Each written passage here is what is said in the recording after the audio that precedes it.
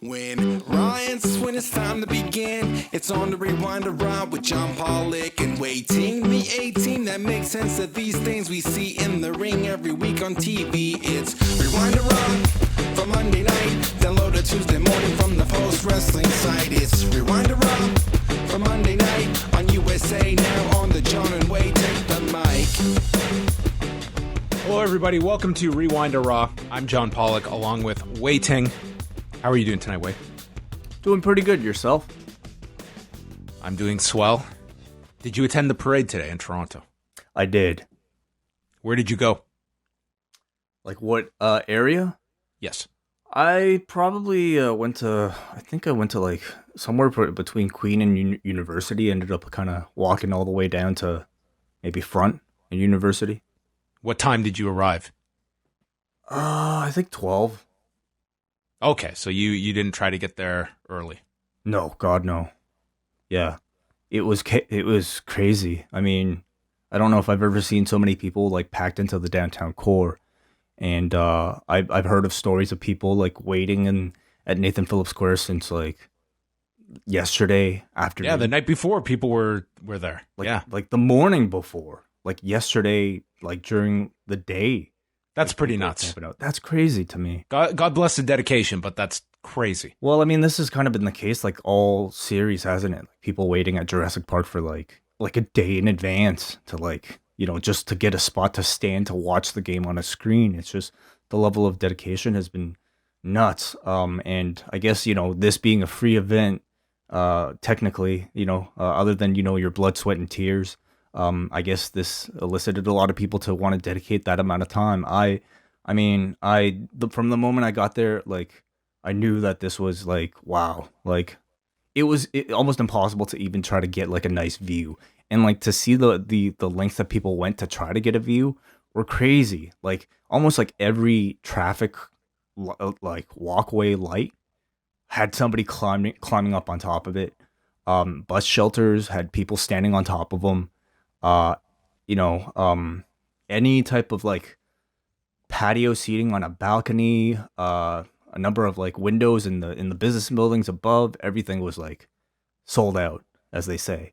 So, it was incredible again, just to see the amount of turnout. And of course, just as, that, which made it that much more disheartening to hear about some of the events that, took place, later on in the day, unfortunately. It was very unfortunate that it seemed that, everyone in the city was having an incredible time. It was like a level of a celebration that the city has never seen at this scope, this level. Just like the sheer numbers, like this was into the 7 figures of people that were showing up. It was astronomical. And then there was a shooting.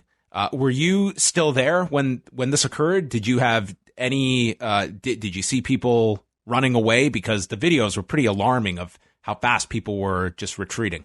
No, thankfully I was not. I was pretty much out of the area by then. I didn't really find out about it until I got home, and I was not even close to that area. But I didn't think for a second though that like the thought didn't cross my mind that I was in like a busy like part of town, and thinking about like, it's just kind of the unfortunate times that we live in. It's just, anytime I'm in and let's be honest, in this city, this like Toronto is like, this is a problem in this city. Yeah, unfortunately. You can't disguise that fact. No, unfortunately. But yeah, like, I in a public space, like I thought about like, man, like what if something happened here? How would I make my escape? And it's just so shitty that like my fears were somewhat confirmed, because later on in the day, like a bunch of people who waited so long just to kind of like take part in the ceremony went from wanting to celebrate something to fearing for their lives and literally running, like, and warning everybody around them that there's a shooter or something's going on. Run for your life, everybody. And it's incredibly upsetting. It's that much more upsetting that it happened in my city, and heartbreaking to me. Amazing that there weren't more. There were 4 people injured, and apparently non-life-threatening injuries. There were also 2 stabbings that occurred at the Eaton Center, which, of all people, Don Callis was apparently inside of the Eaton Center and was tweeting about it, where they ended up just conveying that people were frightened in the basement of the Eaton Center. When I saw that video of everyone just running, it's amazing there were not more people injured, because that could have turned into even more of a chaotic scene than it was. I know I'm just relieved it was somewhat contained, but still awful that these incidents occurred. Yeah. Did you know Ziggy was like around the Eaton Center at that time? No, I didn't. I just saw him post about it on Facebook. Yeah, terrible. Like, I mean, I'm sure I knew a whole lot of people that were probably within that vicinity, and how fucking awful. How long did you last at the parade? When was tap out time for you? Oh my God. Honestly, I wanted to leave as soon as I got there, and I saw the crowds, and I saw that they were running about like 2 hours behind the parade was. So I was pretty much just committed to not in my mind. I was like, what are we doing? We're standing around for hours, like, so that we can see. It's the ability to say that you were part of this historical moment. And that was weighing on me, that because the workspace I work at is not too far from where it started.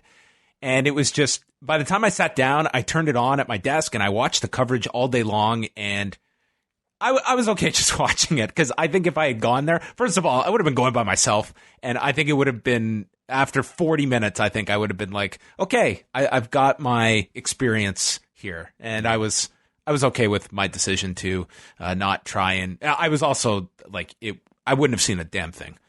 Yeah, I mean, I'll say, I think, the last time I went to one of these was the Jays winning in 93. And you went to the parade in 93? Yeah. Wow. So I can say, 10-year-old Way probably really had a great time. I don't even remember it that much, but he probably had a great time just, being able to get a glimpse of these superstars that he saw on TV win a championship in person. 35-year-old Way doesn't give a fuck. 35-year-old Way is happy to just watch it all on TV, where you probably got the best view of anywhere. Because instead, don't get me wrong, I'm very grateful I ended up going, mainly because my girlfriend really wanted to go.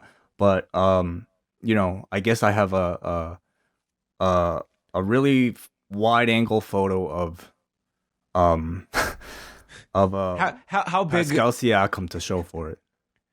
How big of a factor was Instagram in your decision to go today? 0. I didn't. Oh, okay. I didn't feel like posting anything. I did post, however, because I also went out to after they won on Thursday. My girlfriend and I, this was like a 35-year-old decision. Do I go out, or do I just sit here and watch it on my couch? And we made the decision at that point. You know what? Let's go out. It's late. These are my hours anyway, so we made the drive out to Yonge and Dundas the night after they won. You drove there? We drove there and then we parked. Oh, wow. That's gutsy. Well, we parked nearby and then walked the rest of the way. But that was it was my area. It was packed with people. Like, the whole city was just going nuts on, what was it, Thursday night? Yes. Yeah, it was the wee hours. Yes. It really was. It was really cool. Like, Yonge and Dundas was completely packed. Like, again, people climbing onto bus shelters and like at 1 o'clock in the morning. Just celebrations going everywhere. Almost all of it completely peaceful. Everybody had a great time. Standing on buses, just, and cops were just watching and like letting people have a great time. That was great. And that's what I thought today would be too. And I think for the most part, considering the number of people, it was very peaceful, save for obviously, some very serious incidents that, I mean, I hope become addressed somehow. Well, that is the Raptors' insanity. Dare I ask a prediction of you, Way, on the Kawhi front? What do you feel is going to happen? And you can reserve an answer if you don't feel like giving us one. Well, I guess I've learned that these are just questions and they don't necessarily mean anything. So, Way, everyone was so happy for you last week I was happy for you that the Raptors pulled this one out. I wasn't so confident last Monday. I thought, this is the slippery slope. Yeah, I think he's staying. Who leaves a championship team? Come on. He also got a plant. He got the plant today. Yes. Yeah. That was a great moment. I didn't see the handing of the plant. It's you can find the video of him actually being handed this like cactus. Wow. Cool. So he has to stay. That's the end of the Raptors talk. We will resume this maybe in October. Maybe, John. How was Father's Day for you? Father's Day was tremendous. Actually, Way, you played a small part in my Father's Day gift, I understand. Did I? I got... yes. I guess I did. I got, from my lovely wife and 1-year-old, a custom post-wrestling sweatshirt. Man, I haven't even seen it. I just heard about it. So, how is it? It's honestly great. It fits perfectly, and it's like, I'm a big stickler for sweatshirts with the sleeve room, because I like to have a certain ability to just easily pull up the sleeves, and these are like a 10 out of 10 with the sleeves. It's like my biggest thing to deal with long sleeved anything is like the sleeves, and these sleeves pass the test with flying colors. I'm happy to hear that. That's a one of a kind, I hear.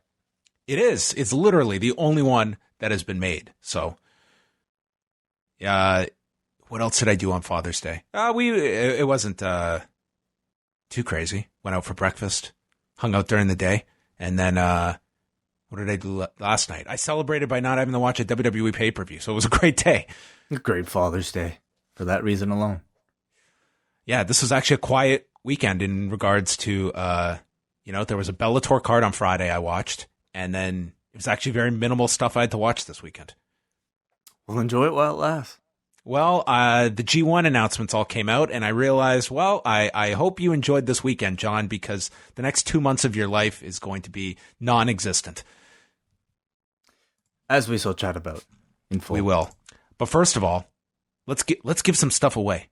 We don't have any plants to give you, but in lieu of that, we have a post-wrestling combo pack consisting of a t-shirt, stickers, and a coffee sleeve, and a signed postcard to a lucky supporter of the Post Wrestling Cafe, postwrestlingcafe.com, our Patreon.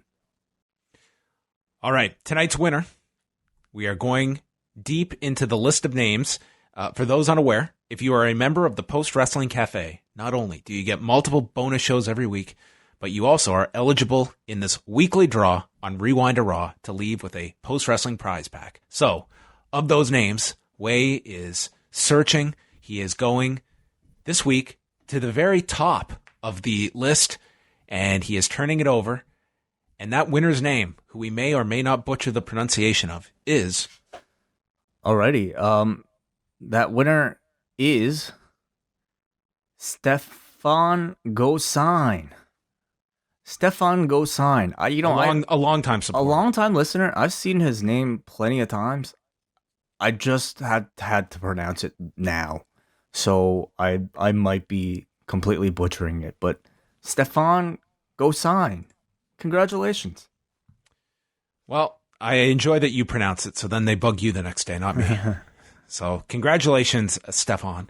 You are the winner of the Post Wrestling Prize Pack. And not only that, but guess what? There's a whole week of shows coming your way. Starting off with this, and then we've got Rewind to SmackDown coming up on Tuesday night, where Way and I will go through SmackDown in California. Wednesday night, it's the Double Shot. Any teasing, Way, of what you're going to discuss? I think you can always expect a bit of Being the Elite, maybe a bit of Road to Double or Nothing, or Road to Fighter, if that's out. And then who knows what else? Nothing prepared, I'd say it. I think I'm going to listen to that Tony Khan interview on Steve Austin's podcast tomorrow. So maybe we'll discuss that on Wednesday as well. If it's newsworthy, we have a certain level, a certain bar. You gotta be breaking some news for us to get our attention. So that may be discussed on Wednesday. Thursday, up next, we'll be out with Braden Harrington and Davey Portman. Do you want to quickly mention their tailgate party they have announced for SummerSlam weekend? Absolutely. Our friends, Braden and Davey, have decided to put on, right before NXT Toronto takes place, the official post-wrestling BDE Up Next Takeover Tailgate Party. This takes place at a bar called Wide Open, which is at 139A Spadina Avenue, which is about a 20-minute walk from the Scotiabank Arena. So before you go to watch TakeOver, join Braden and Davey, and who knows who else will pop up, but they're going to be at this bar called Wide Open from 1 o'clock to 5 o'clock on Saturday afternoon. and they'll be doing a whole bunch of fun things, including Mario Kart, including a Q&A with Is this Braden and Mario Davey. Kart or Beerio Kart? I think officially, I don't know if Beerio Oh, Kart it might is- legally have to be Mario Kart. Well, yeah, I don't know if, unless, unlike the Super Smash Brothers, I think in this case we will err towards the Nintendo franchise. They'll be playing a new game, the Super Smash Brothers. Oh, beautiful. Wonderful. I'm most excited for, John, a live watch along of Johnny Gargano versus Andrade Cien Almas from TakeOver Philadelphia 2018. Man, Come if on. you show up single, you won't be leaving single. This is going to be the matchmaking segment of the night. Oh, yeah, because you'll be Gargano and Almas and chilling with Braden and Davey themselves. Wow, So- this is a truly interactive experience here that Braden and Davey are putting forward. Yep. Plus, up next merchandise, $5 drinks, which are cheaper than any other bar in the city, apparently. And so These guys are going to be wrecked for TakeOver. I think that's the goal. Tickets are only $7.50 Canadian, is my assumption. I believe so. $7.50 Canadian. And you can get them at postwrestling.com/NXT tailgate. NXT TAILGAT. Yes, that's right. Yes, and I guess you and I are officially going to be on standby for when we get a drunken text at 9:00 saying, "Can you guys do the post show?" Usually WH Park gets their drunken texts, but I understand WH Park will be in Toronto at the time. He might even make an appearance at said tailgate party. So who are they going to text at like 2 a.m., 3 a.m.?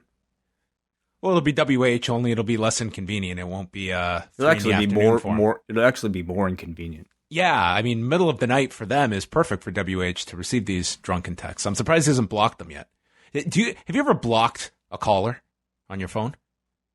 From telemarketers and people like, yeah. I was getting this last week. I've been getting this number, and it's not. I have caller ID, and it's not listing like the place that it's from a bank. And then I finally answered it, and they go right into their spiel, and it's like, you're just trying to sneak in they're absolute scientists at this stuff to not let you get a word in edgewise. And I just, boom, I can't talk right now. Okay, I'll call back tomorrow. And I hang up. It's like, no, it's so, you know what I mean? Why don't you just Intrusive. hang up? I'm too polite to just hang up. I've yelled at people, but I can't just hang up on them mid-sentence. But I blocked this person, and it's wonderful. That's more rude. What, blocking them? Yeah. What happens when you try to call someone and you're blocked? Does it just ring and ring and ring? Maybe you just get a dial, like a tone or like a voice from the phone company that says this person has blocked you or something. I don't know. Because I like it like the mute button. I would love the idea that it's just ringing for 2 minutes and it's not picking up. It's like someone that you've muted that they think they're really getting to you, and it's just going into the abyss. I could block you. You could try to call me and try. I'm surprised I'm not blocked, to be honest. While we're talking about SummerSlam weekend, let us quickly plug our own show that is going on Sunday, August the 11th, 1 p.m. at the John Candy Box Theater. Oh, yeah. Very exciting. Yes. Our own live Q&A is taking place from the Second City, 99 Blue Jays Way, 3rd floor. Postwrestling.com/live. I'm sorry, I'm all plugged out today. Okay. Well, that's all. Buy your tickets now. We hope to see you there Sunday, August the 11th. And wrapping up our week here at Post Wrestling on the show front, we go to Thursday afternoon. We're going to have the Cafe Hangout, 3 p.m. Eastern Time, preview of Stomping Grounds. Damian Abraham will be popping by. It's a doubleheader of the wrestlers this week. So we'll chat with Damian about those 2 episodes. And then Friday, the review of Ant-Man coming to the Post Wrestling Cafe. All members will get this review. It's the return of the MCU review. Yeah, I'm trying, when they started promoting Ant-Man, they had all this clever, promotion for it that was, making fun of, just using the idea that this was, really small. So, for instance, they had, a big poster that said Ant-Man on the top, and then, pretty much, white space. But then if you looked really closely, you'll see, Ant-Man, in really, really tiny printing, or the character itself. Can't really do that with audio. No. I should have changed up the font maybe for the feedback thread. Made it like size 1. Maybe we'll talk in really like small voices. I think the novelty will be exhausted very quickly if we try that. Then this weekend, Cruel Summer will be at Saturday and Sunday morning. Saturday show covers the 1997 G1 final. WH Park has enlisted Braden Harrington to chat Kensuke Sasaki versus Hiroyoshi Tenzan. And then 1998, Dylan Fox from the Eastern Lariat podcast will be chatting the 1998 G1 final.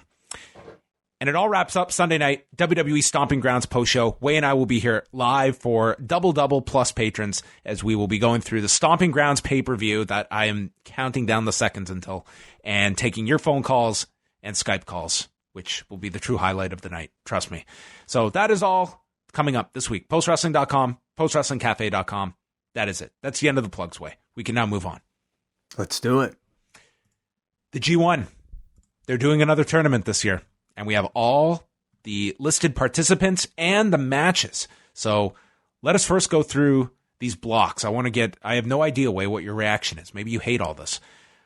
The A block will consist of Kazuchika Okada, Hiroshi Tanahashi, Kota Ibushi, Kenta, Lance Archer, Will Ospreay, Evil, Bad Luck Fale, Sonata, and Zack Sabre Jr. In the B block, Shingo Takagi, Juice Robinson, Jeff Cobb, Tomohiro Ishii, Tetsuya Naito, Toru Yano, Jay White, Hiroki Goto, Jon Moxley, and, just for Wai Ting, a whole summer of Taichi. Oh man, he got in this year. He got in. He edged out Minoru Suzuki. I think, of notable absences, I suppose Minoru Suzuki is the one that maybe has received the most attention. And I think we also I understand the decision that they made. I mean, I think they're looking at, obviously, if it's coming down to him and Taichi, it's like they obviously they are pushing Taichi. Like, that is a project for them. And yes. I think they look at Minoru Suzuki as someone who is odd man out this year and is not someone that they have plans to be a big star for them 5 years from now. And Taichi's not a young guy either, but is clearly, they believe he's on the ascent rather than Suzuki, who's just the odd person out. And while I would have liked to have seen Suzuki with some of these guys, I don't throw out the idea that you may not get some of those matches down the road. But that was, the numbers game was not kind to Suzuki this year. The man just turned 51 today, so happy birthday to the scariest man on earth. And, I think another reminder that maybe he doesn't need to do the whole tournament.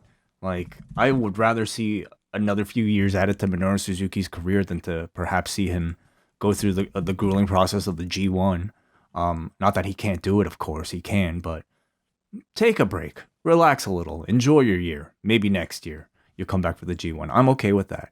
But for the most part, I think we know all the surprises. We know, Kenta, we know Jon Moxley, we know Shingo Takagi, we even know Will Ospreay. So, but just to see those few names added to the mix, I think has already completely recolored this entire tournament from last year's. The appearance of Lance Archer and not Davey Boy Smith Jr. perhaps is another notable story. Yeah, Davey Boy Smith Jr. no longer with New Japan, so I don't know what that's going to mean for Lance Archer, if they'll eventually line him up with a new partner, if he's going to be a singles performer coming out of this. I guess that's kind of the question of what level of push does Lance Archer get in this tournament. I imagine he'll get a few key wins because I don't see him being a major point getter, especially the fact that he's in the A block, which, I mean, he is going to be in there with some of the best wrestlers in the world over the course of this 6-week long tournament. I guess he is somewhat surprising, his addition, in that, like, I never really kind of got much of a feel that, like, or a preview that he was really in any type of notable plans for New Japan. Maybe more surprising that, somebody else from Ring of Honor other than Jeff Cobb wasn't added to this whole thing. Yeah, I mean, Lance Archer, when he's in there with the right guys, and I mean, this guy, he can rise up to a certain level. I'm not going to say that this guy is going to blow everyone away in this tournament, but I feel that he's especially going to be in there with enough guys that he may be a pleasant surprise for some, because I've seen him have some very, very good performances for a guy his size, and also the fact he's been their kind of default promoter in Dallas. I think being in there, they wanted him in, especially on that first night in the A block. We'll see how much that really means, but yeah, I think that there's some pressure on in this tournament, especially in that block, to really live up to some very high expectations that are going to be set from everyone else in that block, and to go out there and really justify your position for all of these guys. There are a number of people who are coming in here for the first time. We can look at, we won't go through all of the match announcements, but the first night in Dallas is going to be headlined by the first ever U.S. meeting between Kazuchika Okada and Hiroshi Tanahashi, along with Kota Ibushi against Kenta, Ospreay against Archer, Evil versus Bad Luck Fale, and Sonata versus Zack Sabre Jr.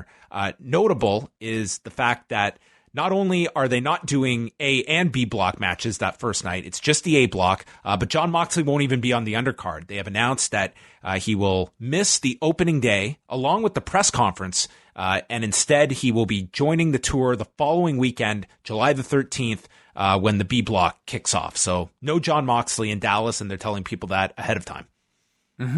Yeah. I've seen some maybe speculation coming out of this about what this might mean for his AEW deal, whether or not it's AEW, perhaps, or his contract with AEW that prevents him from doing New Japan shows in the US. I don't know. I don't think any of us know at this point yet. While we're recording the show, maybe that'll be more cleared up in the future. But it's, I think a little disappointing perhaps to know that Jon Moxley is a part of this card and not in the show that's in the US where he might mean the most. But nonetheless, look at this lineup. It's Kota Ibushi versus Kenta. It's Okada versus Tanahashi. I don't really think, you could really be disappointed if you had tickets.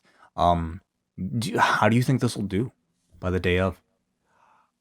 It's going to be interesting what the walk-up is like in Dallas, because I can't see a lot of people making plans now to travel to Dallas on such short notice. I really think that it was a mistake not at least getting out the fact that Okada and Tanahashi were going to be part of this ahead of time, that they had to wait to announce it until this past weekend. But that said, I think that they're going to do a healthy number at the American Airlines Center. The thing is, that arena is just so big that by me saying healthy, I'm saying 5,000 to 6,000. I think that's what you're kind of shooting for here, which some people might peg that as a disappointment. Perhaps it is when you're looking at the scale of what All Elite Wrestling would be able to draw in that same building. I think they put way too much stock into what not just New Japan would mean, but what the first night of the G1 would mean. And I think everyone knew you were going to get a really solid card. And if you did buy a ticket just based on the G1, I can't see how you could possibly be disappointed with what they're delivering for you. Getting to see Okada Tanahashi alone. And obviously they probably had this in mind when Madison Square Garden was coming up, and a lot of people were clamoring for them to do it at that particular arena. But they looked at Dallas as a big one as well. So I think that it's going to be a really hot show, but I think you'd be crazy to imagine that they're going to fill this building. I would say the goal is to try and get half of what the American Airlines Center holds, which it's like a 17,000, 18,000 seat arena, which I'm sure they'll have tarped off to accommodate a smaller amount so it doesn't look bad. Mm-hmm. On that show, I'm really curious to see how Kenta's going to look, because I think, everybody, I'm seeing his name all over this schedule, of course, and I think I have really heightened expectations about what it might mean, because I'm picturing Kenta and not Hideo Itami. But physically, I mean, he is very much perhaps still Hideo Itami. But I'm always curious to see perhaps what style changes being out of the WWE and NXT system might bring for him. And this first match against Kota Ibushi, I think, will be a great test. Yeah, he's got a lot to prove in this tournament, and he's also coming into it. I mean, you're going from a pretty reduced schedule he was having towards the end in WWE to the hardest tournament in the industry. This is going to be a really taxing tournament for a lot of people, and he's not the youngest guy. He's 38 years old. You mentioned the history of injuries, and you're starting off with Kota Ibushi. So you know what I mean? Like he is going to be asking a lot of himself throughout this entire tournament. I do worry about that, of just seeing if he'll hold up for the whole tournament. Any other highlights from the schedule that you wanted to point out? Man, there's we can probably spend more time looking at all this, but there's I guess just looking, it's building up towards the final 3 nights at Budokan Hall, with the A block final night featuring Okada versus Kota Ibushi and Tanahashi versus Will Ospreay, Kenta versus Zack Sabre Jr. Among the top 3 matches. Quickly, what do you think about the B block? It's one where I think that you have so much of the big names concentrated in the A block, but the B block's got Shingo Takagi, it's got Ishii, Naito. Like, this is a pretty stacked block in and of itself. And Jon Moxley, which I think comes with a lot of interesting matches of how he's going to be paired with Ishii, with Naito, with Takagi. And I love that Jeff Cobb's in this as well. Yeah, I mean, I don't think B block is really dragging at all. Like, I think just look at the list of people, and you'll see just a great deal of people that I think are very capable of delivering like tournament stealing performances. So, I look forward to seeing how Jay White will do this time around, where I'm sure he won't be booked, hopefully, without kind of the same shenanigans that, he and Tama Tonga were known for last year. Shingo Takagi as a part of the G1 going up against everybody in that bracket, including his LIJ leader in Tetsuya Naito. I find that match very fascinating to see what they'll do there.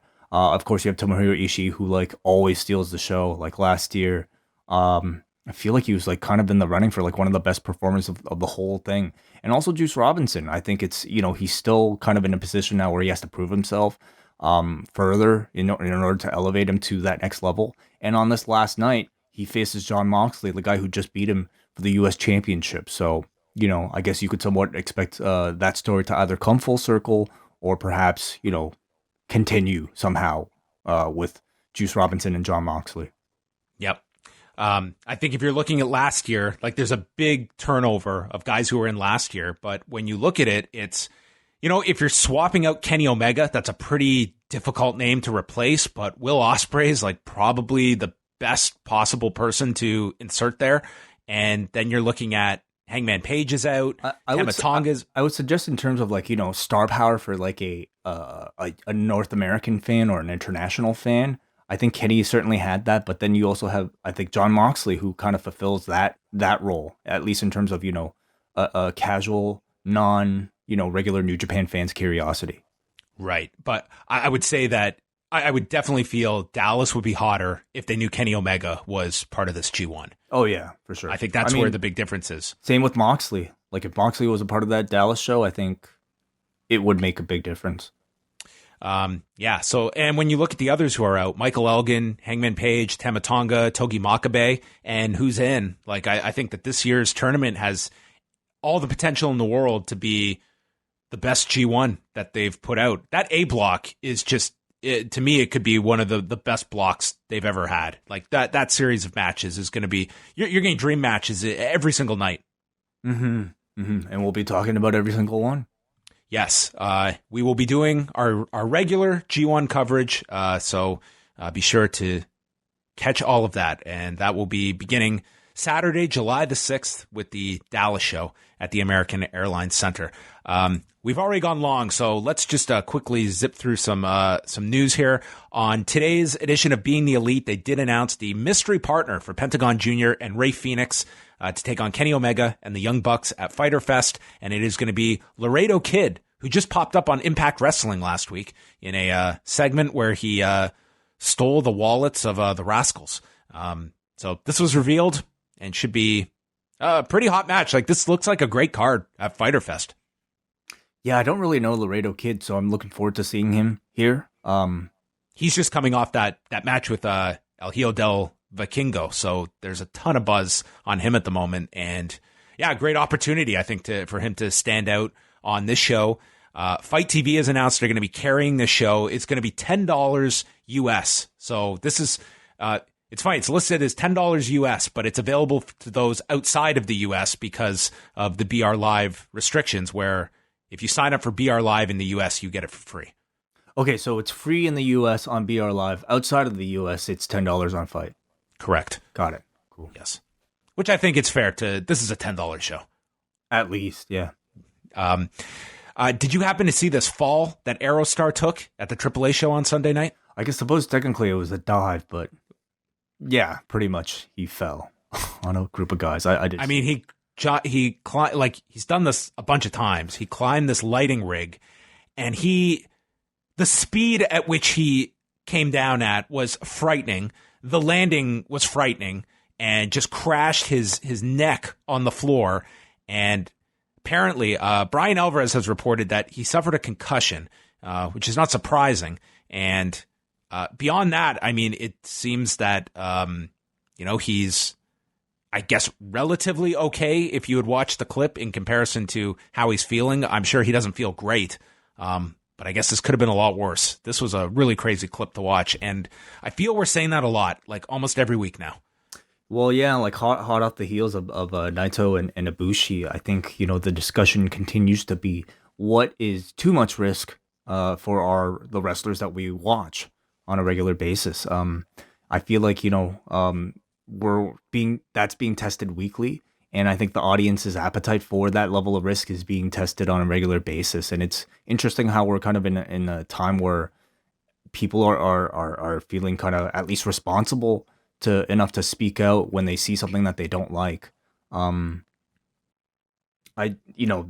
certainly watching it, I certainly felt was unnecessary. And knowing even the result of the man suffering concussion, first of all, he's extremely lucky. Secondly, I mean, is it worth a concussion? I don't think so at all. No, absolutely not. So, no. Would it have made that match any less spectacular without something like that? I mean, I didn't see the match, so I can't tell you, but it doesn't make me interested to see more. Yeah, and I'm not expecting massive sweeping changes, but I am kind of curious with Kota Ibushi, who, it was said that he kind of felt like really disappointed that there was such backlash towards the spot because he was okay afterwards. He believed he was okay. And, there was a large negative opinion. Like, I think it ruined the match for a lot of people. And that to me is one thing that might actually ring true to a performer, is realizing that it hurt the actual match. If they take that to heart, or if they just continue because that's the way they know. And Kota Ibushi seems like a guy pretty set in his ways, this is a guy who is going to take those enormous risks. And I can't say I'm expecting him to tone anything down, but if he believes that it's a negative to the match, does that alter any of his thought process? We shall see the next time. I mean, I'm sure the G1 will be very telling of perhaps what his philosophy might be. I think we've seen like somebody like Will Ospreay perhaps take some of that kind of criticism to tone down maybe some of the risks that he's been known to take in the past. We'll see if it affects Ibushi the other way. I think what it comes down to is just like, in the end, like, wrestling fans really care about the performers that they watch and that they're fans of. And nobody really wants to see anybody get hurt for real. Yeah, and I think more and more people are realizing like it's inevitable that there's going to be one of these where the person doesn't get up from it. And I mean, it's happened in the past, and I think it just seems that it's happening so often now that we're really pushing things, and it's almost inevitable, sadly. That same show, Pentagon Jr. and Rey Fenix won back the AAA tag titles from the Young Bucks. And our final news item here, I just wanted to get some of your reaction to this. Any memories particularly that stand out, or maybe any future plans for one Chael Sonnen, who lost to Lyoto Machida on Friday night at the Bellator 222 card, announced his retirement immediately afterwards. And certainly this is a guy that has a lot of broadcasting opportunities with Bellator. Scott Coker had stated he can remain there as an analyst as long as he pleases. And I think there's a natural curiosity if the WWE has an interest in a Chael Sonnen, if he is contractually free to do so and be able to be involved in WWE in any capacity, whether it be with SmackDown moving to Fox, or as I threw out in my update today, on that studio show that they're going to be doing on FS1, that I think he's got a history with Fox. He's worked with those people, and granted, he was also fired from them when he had his drug test failures. But there's certainly opportunities for him. I'm just curious if WWE would be knocking on his door and wanting to talk with him about possible opportunities. At this point, I'm imagining they would consider almost anybody who might make a dent in not just their ratings but also their competitions. And a lot of talk has taken place of whether Chael might do something for the WWE. I think he'd be far better in a system outside of the WWE where he would be less produced. And I'm thinking, something like AEW perhaps. And if they're on AEW's radar, then they're definitely on WWE's radar so that they, no one else can have him. So it depends what Chael wants to do, I think. But I would personally, I think he would probably be a good choice maybe for that Fox show. But they also have like a whole roster of talent already that maybe are kind of waiting to do a show like that. Do they need another announcer? Especially when they all end up sounding the same anyway, because they're all coached to talk the same and aren't really given much room for freedom. At that point, why even get Chael Sonnen if you're just going to dress him up like anybody else and have him talk like anybody else? So I don't know. I wonder if Chael kind of like considers what life might be like under a WWE production. He's one I could certainly see them at least wanting to talk to, because I think that much like any time they make a big change with their broadcast partner, they like to make a lot of changes when they move there. And it would seem that come SmackDown in October, that it would be the time to, with Corey Graves, decide what show this guy is going to be on. Because it's one thing to be doing Monday and Tuesday night. It's a lot more to be going to Raw on Monday night, presumably coming home, and then you're back somewhere on Friday night and bouncing between both brands, doing both shows. That there seems like there could be an opening for a new analyst, whether it be on Raw or SmackDown, wherever they feel Corey is better valued at. But what's the point of putting somebody like Nigel McGuinness in, NXT if not to perhaps gear him for that next role? Because I think it depends on what kind of value they see in a Chael Sonnen that they believe would have more relevancy than a Nigel McGuinness, who, Nigel McGuinness is someone who is worked pretty hard right now. Like, until watching 205 Live last week, where it really dawned on me, this dude is doing 205 Live, NXT UK, NXT, like every week. He's probably doing other shows that I'm not even watching every week. Yeah. He's at least traveling to 205 Live tapings and then SmackDown on top of that. So, that's kind of the Corey Graves schedule, isn't it? That's the template. All right. Well, those are all your news items. You can go get all caught up to date at postwrestling.com. Raw was in the Staples Center on Monday night from Los Angeles, California, meaning that they got out of the show at 8 o'clock p.m. And I'm going to bring up that every single time there's a West Coast show, because I'm envious. You want to move to Vancouver? I'm considering it. Maybe. It'd be so much easier. Could you imagine doing this show way? And you and I are like done by 9:45. Also means we'd have to start it from like 5 till 8. And I don't know when your family likes to have dinner, but that would be a very difficult. They would have to get used to watching Raw while you ate. Well, it's going to be a really tough way, because I started Raw tonight and it was like still kind of bright outside. And then it's just darkness in an hour. We had an injury on main event tonight. Sarah Logan was taking on Dana Brooke and apparently landed a flying knee. And I saw the footage of Brooke. They immediately called off the match. And Brooke was assisted to the back. She was walking, so she was okay. It seemed like it was a cut over her right eye, but there was a lot of blood. So hopefully she was okay. I'm hoping it was just a cut and not anything more severe than that, but worth noting. But good on them. Immediately calling an end to the match, which is probably what should happen in these situations, especially for, I shouldn't say especially for something on main event. Like, they should have a consistent policy. I don't think we should be saying, well, this match isn't as important as something else. Do you think that might have anything to do with like them not wanting to stain the mat, perhaps? No, I think this was legitimately a safety precaution. I don't think they're too worried about just cleaning the mat or replacing it. Okay. Yeah, just because, it's before Raw and everything. But yeah, that's good to hear. Raw itself started off with Elias in the ring, and he spoke to Anthony Davis today and asked why he would want to move to LA. And he said, Elias, listen, I'm a piece of garbage and I want to surround myself with garbage in LA. And Elias said he was invited tonight by Baron Corbin and reveals a referee shirt underneath. And he gets attacked from behind by Seth Rollins wielding a chair. And this got big cheers. He killed Elias with these chair shots. And Rollins said he's done playing games. Corbin has to find a new referee and warns the person that accepts the referee position for this Sunday has this awaiting them. And it was Seth Rollins, the La Parka of WWE on Monday night, the chairman. Sure. Yeah. It began kind of like a show long story of like Seth basically, attacking anybody who was even considering the role. I liked it. I liked it too. I thought it made him kind of look like a badass. I think it's working for him. I think they need this with a baby face because, man, do they make their baby faces look dumb a lot of times. And here was a guy that he knows he's getting fucked with this referee stipulation. So he's going to take it into his own hands. I thought I did not mind this for one night of Seth just running roughshod on people. I thought it was a good use. And Rollins was, my God, all over this show.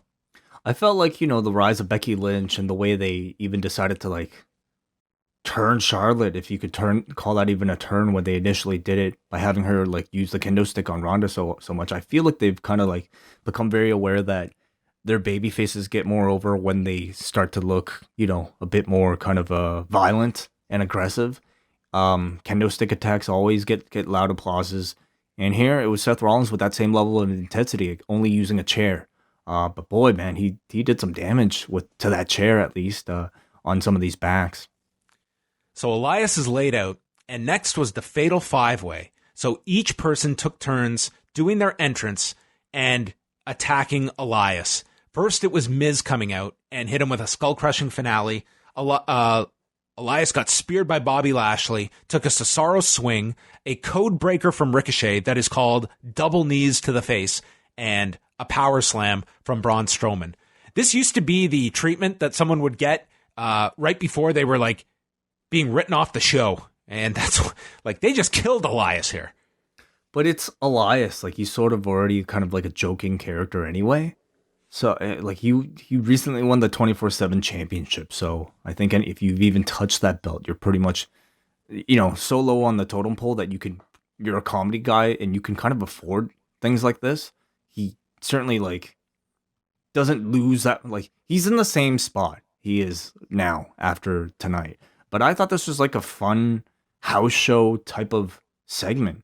It made like sort of an unusual, like a typical boring set of entrances into something rather memorable and fun. I also liked the start of Raw, that we just got right into things. It wasn't a big dramatic, everyone has to make their entrance, all these guys have to cut promos. It was a pretty quick start to Raw. Like, we just got right into a match right off the bat. It was a great variation to get all the people in the ring without them having to, cut promos on each other. Instead, it was them doing their finishing move on Elias. I thought it was quite brilliant and fun. So, Miz, Lashley, Cesaro, Ricochet, and Braun Strowman. Winner faces Samoa Joe for the United States title on Sunday at Stomping Grounds. Early on, it's an elimination match. So, Cesaro lifted up Braun onto his shoulders and drove him off. The neutralizer got countered, and then he comes back and power slams Cesaro after catching him from a reverse cross, then power slams Lashley on top of Cesaro, and Braun pins Cesaro for the first elimination. Lashley then got distracted, took another power slam, Braun pinned him, and then he starts delivering shoulder tackles to Miz and Ricochet on the floor. He attacks Miz on the floor. Lashley then returns to the ring, spears Braun, Cesaro hits the neutralizer, and then Ricochet hits a 630, and Cesaro, Lashley, and Ricochet all pin Braun Strowman. I love the fact, at first I thought, they're going to do like a triple pin, and they're all going to get the title shot or something like that. And then when you watch this, you realize, no, they just couldn't possibly allow Ricochet to pin this man on his own. They needed some excuse to allow Braun to be pinned by this little man, Ricochet. Well, yeah. I mean, like, that was their only role here, was to not make it look like Braun's getting pinned by someone smaller, which tells you everything about what they see. Certainly, yeah. I mean, they see Ricochet as, like a Rey Mysterio type, somebody who is probably too small to be in there with like the big boys. Um, but he's a high flyer and he tries really hard. But I mean, I feel like do you think that The Miz could have pinned Braun Strowman if it was him? Well, The Miz tapped out to Shane McMahon, so I don't know where that puts him in the overall Right. pecking order. Yeah. I thought Cesaro looked really impressive with his power spots. Anytime he's able to get in there and to show that off, I think we always kind of like rekindle our love of Cesaro and the conversation of him getting a better push than he deserved. Unfortunately, after watching this tonight, being first eliminated, I don't know if that push will ever come. Nonetheless, he continues to like show such incredible feats of strength to a guy like Braun Strowman. Like if those two did a program, I think Cesaro would like gain so much from it if he was allowed to like, win some matches for once. But what I didn't like about this was that like Ricochet not only like benefited from the heels work, Cesaro and Lashley, he like willingly accepted their help, willingly accepted them after they had laid him out and then did the 630 and then willingly let them join him in the cover. And I feel like that kind of makes Ricochet look a bit like a heel himself, like a bit of a maybe, somebody who's willing to take like an unfair advantage. And it's not something that I would classify as that noble that a babyface would do. I would have preferred had it been, Ricochet just maybe being knocked out and then finding Strowman laid out without any knowledge that it was Cesaro and Lashley who had helped. And then Ricochet perhaps did the pin, and maybe you had Miz join in for the pinfall instead of the two eliminated heels. That's just like maybe a tiny thing that I didn't really love about it. There's that. What really hit me was just as much as you want to make arguments about like size not mattering, it 1,000% matters in this company. And I think Ricochet, this really outlined to me like there's a ceiling of where they see him, and this was it. I mean, yeah, I do think though maybe a level of care is required. Like if it was simply Ricochet, it's also to protect Braun Strowman. To have three people pin him makes Braun look like a bigger deal rather than just having. I mean, Ricochet. he just took all their finishers. I think it was like kind of established right there. Well, I guess they wanted to further protect him. I don't know. It's kind of a bullshit thing that these two guys are out of the match and they get to be involved in the literally in the pinning portion of the finish. Like they were going overboard here. I mean, if you're so worried about it, this should have just been first pinfall wins. Yeah, you didn't have to do an elimination match if you're going to this effort that we don't want to beat Braun Strowman. There's a really easy way to get around that in a 5-way. Oh, they could have. Yeah. Ricochet continues down to the Miz and Ricochet, which really made the Shane finish last week really puzzling. But here we go. Ricochet is selling his knee, and the figure four gets applied. He turns it around. Eventually, they make it to the ropes, and then Miz is on the outside of the apron, and he grabbed the top ropes. I'm like, no, please don't do this. And Miz went for a springboard into the most clumsy code breaker you're going to see. Like this dude needs to stay on his feet so badly. Ricochet struggles to the top, selling the knee. He lands this 630. I swear to God, he bounces off the Miz. Miz took all of this thing. Holy Christ. And he's holding the left knee, and he pins the Miz. Alone. They let him pin the Miz. So Ricochet wins, and he will now challenge Samoa Joe on Sunday for the United States title. Yeah, I found it interesting that, they were kind of billing Miz as sort of like the hometown guy from LA and everything. And they had him lose, but I guess Ricochet is the king of Reseda after all. So two LA guys, not really from LA. I thought Ricochet looked really good, Joe, the match, I think it's certainly a match that this card needed. It's a match for the hardcores. It's a match that, is built on the promise that these two will have a great in-ring bell-to-bell matchup. So Ricochet's just playing Rey Mysterio while he's out. I mean, we could, but they could do another bullshit finish. It could be like a 1 minute squash or something, and we would all be disappointed coming out of Sunday, but we'll see. There's at least the chance that this could be a great match. I just wish they had a bit more time to build to it, at least a set of promos from either man. But the match should be good. Joe then attacked Ricochet. He pulled down the rope, and Ricochet hit a Fosbury flop onto Joe as our setup for the match. They showed Seth Rollins and Becky Lynch at the MTV Movie and TV Awards on Saturday in LA. Yeah, I mean, they're really not shying away from like. Did you know they're dating? Yeah, they're trying to make sure that everybody knows that these two are dating, and I can only imagine that this is all being done to set up like a match. But man, they're like hitting it hard like so often that I'm starting to get like reality show like type of cynicism from this. I know it's real, obviously, but like it's almost like they're turning like a shoot into a work by how often they're mentioning it. So Becky comes out for her promo. She calls out Lacey Evans. Evans is out. She gets made fun of for speaking slowly by Becky. And she says, deep down, I'm as tough as nails after what I've been through, that even things the man cannot comprehend. And this is the first time it is brought up, at least on WWE television, that she is a U.S. Marine. And Becky acknowledges her story, respects what she has done, but she is steaming trash. And then Becky attacks her, hits her with a Bexploder, and takes her hat and wears her hat up the stage and then tosses it away. And this was our go-home segment for this program. I found this really perplexing, this entire segment. Like, this was, like, to me, the first step of the eventual baby-facing of Lacey Evans when they fully tell her whole background story, which is not going to leave her as a heel. Yeah, and I don't see them doing that on Sunday. If they do it on Sunday somehow, I don't know.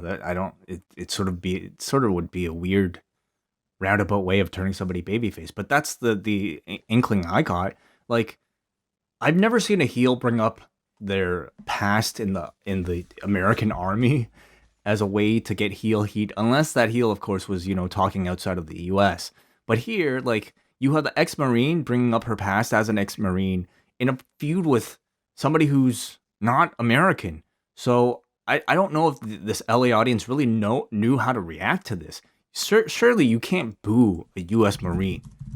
So the fact that she brought this up, I don't really know what it was supposed to have added. I guess they want to add some depth to her character, but I just don't know if this is the right direction for that level of depth. It kind of makes you respect her, if anything.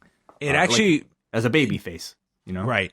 It made me think of Chael Sonnen of all people, because after the first Anderson Silva fight, he had the suspension, and then he came back, and he's coming off like that incredible build up and all his promos he cut on Anderson Silva, and you're almost just looking forward to, okay, Chael's going to be back. Who are they going to match him with? There's all these opponents you can put him with, and you're going to get the Chael Sonnen show. And they booked him. It was UFC 136 against Bryan Stan, and Sonnen. He couldn't build it up, and he was just like, listen, I can't say anything bad about Bryan Stan for like all that he's done serving this country. Like, I can't cut promos on that. There's nothing there that I can knock about Bryan Stan. I mean, once you kind of introduce that, it's really hard to boo that person when you're presenting that. And that's the position I kind of felt like they put Becky in here, where, again, as an Irish woman trying to make fun of a U.S. Marine, there's really not much she could say. I thought she kind of like maybe, tried her best here by saying how she respects the person she was, but the person she is today is a steaming pile of trash. I mean, you could only maybe go so far with perhaps that logic, and they thankfully only had like a few more minutes to fill here before this program hopefully was to end on Sunday. But I still didn't really understand the decision.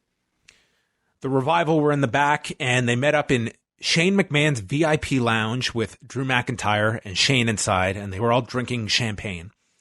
Charlie interviewed Baron Corbin. He said he's not scrambling for a referee this Sunday. He will reveal his choice on the Kevin and Sami show. And then he gets attacked by Seth Rollins with the chair. And there's Baron Corbin laid out backstage.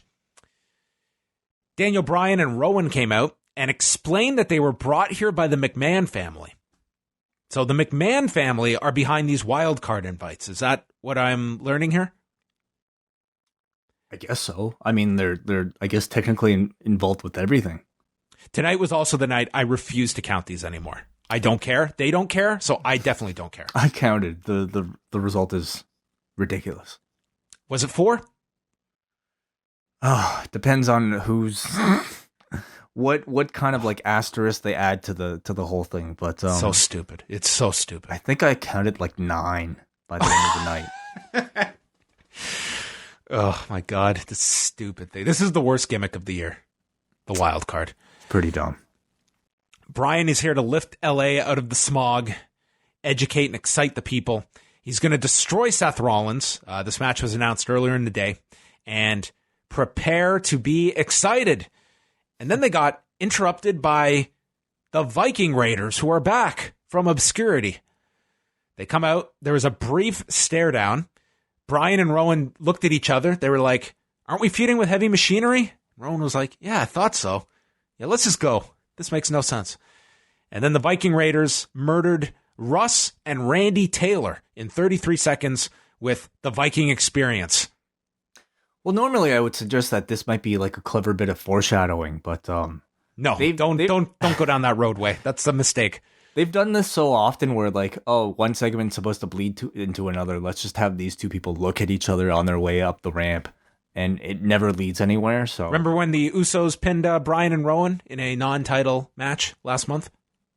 I actually do remember. Yeah. Yep. I mean, this was like Bryan and Rowan coming out and challenging the rest of the tag teams on Raw.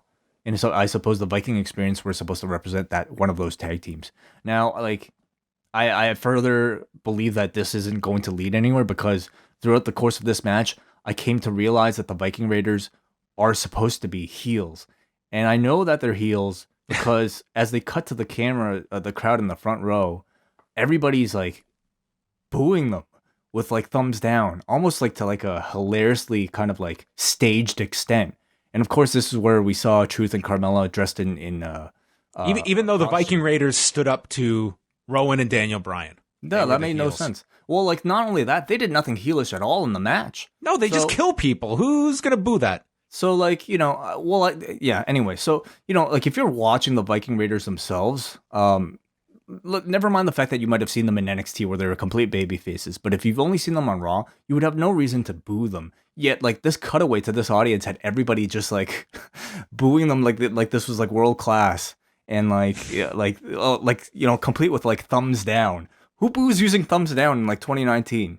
But there's a whole sea of these people in this cutaway booing with the thumbs down, and I could only imagine that they were being instructed to do so. But so yeah, that's how I know the Viking Raiders are supposed to be heels. R-Truth and Carmella were dressed up in the audience. Carmella was supposed to be Charlie Chaplin, and the roster, I guess, was watching Raw backstage. They ran down.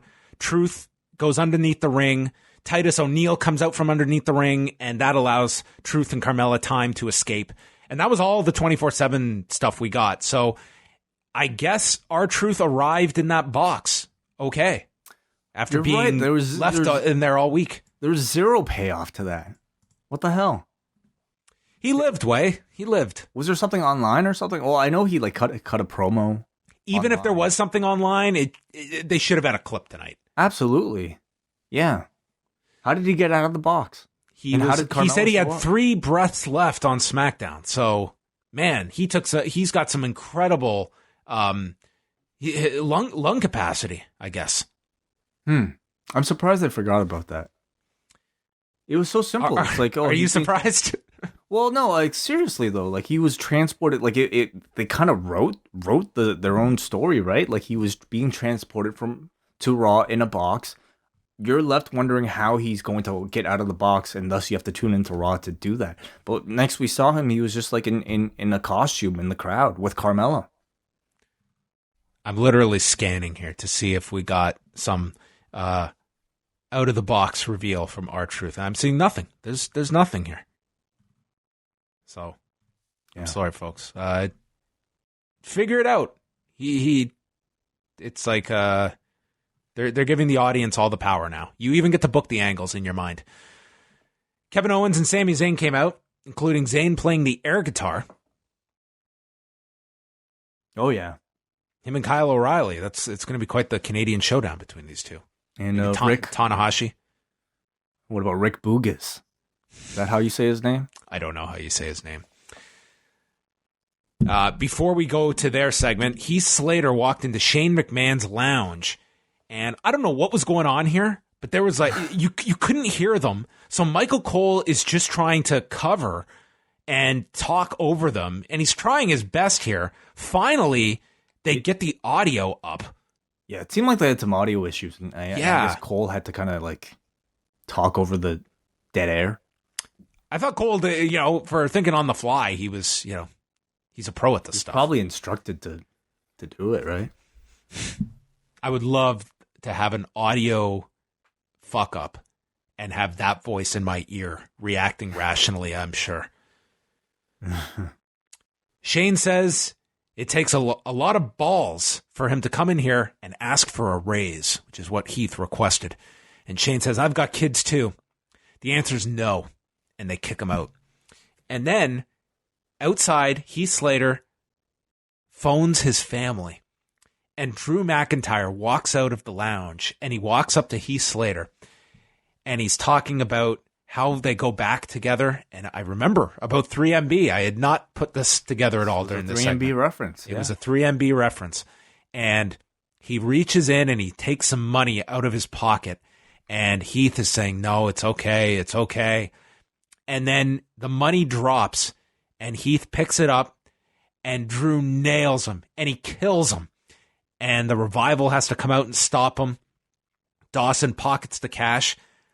I thought the best part of this segment was that his wife presumably had to hear all of this. Oh, yeah. I thought that was like a really, a level that is not often thought about. That I was like, that made this beatdown. I was like, that was a really clever part of this segment, is that imagine like you're on the phone with your husband and then you hear this conversation and then you hear your husband getting attacked. Yeah. I was like, this is way more depth than a Heath Slater segment should have, but it was a nice little aspect as opposed to just a million beatdown angles that we get on this show every week. Yeah, absolutely. I found this to be a very effective segment. Not only because, of what you mentioned, but I thought Heath did a great job. He's usually kind of playing, the comedy figure, but I think for the most part, like in essence, his character is somebody who is very relatable, somebody who has a lot of children, well, maybe not that aspect, but somebody who has kids that he needs to support and perhaps doesn't make enough money to do so. And I think, going through a scenario that maybe a lot of people can relate to, of going to their boss to ask for a raise, being turned down, and he did a great job. And I thought Drew McIntyre did a great job of just kind of like just feeling like a friend and then completely turning on that friend. I thought Drew by the end came across as incredibly evil, and he was great at it. And on top of that, I thought Dawson Wilder adding that bit of comedy relief in here all throughout this episode, really, like as sort of just, these guys laughing in the background, here Dawson taking the cash out of off of the ground and pocketing it. I thought all that worked really well as well. So, this was all really well done. The one thing that Heath Slater, though, needs to do, he needs to get that phone back, and he's got to call his former partner, Rhino, and find out how Rhino was offered double his downside guarantee just to stay at home. That's true. Guess threatened to leave. Yeah, Rhino's contract is up in 1 month, and he has said that he's not going to resign, but he was offered double his downside to stay, but would probably not be used much. So I'm sure Heath needs to get better representation, especially at this time in WWE. Yeah. Now's the time to get your raise. Then we had the Kevin Owens show with Sami Zayn. They introduced Corbin. Zayn explains this is a safe space, unlike places here in WWE such as Elias, who was attacked earlier tonight, and himself, who was a referee last week and got attacked in the match. He says because of that attack last week, he is withdrawing his name from being the referee, and Kevin Owens, because of his friendship to Sami Zayn, is also withdrawing. Mm-hmm. Corbin announces the referee for Sunday's match, EC3. And EC3 comes out. Everybody knows what's coming. And he gets jumped by Rollins with the chair. Apparently, it was an electrified chair because he killed EC3 dead. He's down and out. When the New Day come out and Zayn says, "You guys aren't even wild cards. You need to leave the building." New Day, I love this. Kofi Kingston explained, "I'm the WWE champion. I can do whatever I want. So there's your latest rule." And so they basically took Lance Storm's suggestion last week where all the champions should be able to go everywhere, but they're also keeping the wild card idea as well. So great. We have 14 champions in WWE plus 4 slots on every show, which means jack shit. It can be as many as you want. So really, there is no brand split anymore. No. Like there really is no brand split. It's done. Yeah. It died tonight. It is over. It died a long time ago. Probably the first time that you said it died, but it's beyond resuscitation right now. So then Kevin Owens says he's going to take the WWE title from Kofi if Ziggler doesn't do that on Sunday.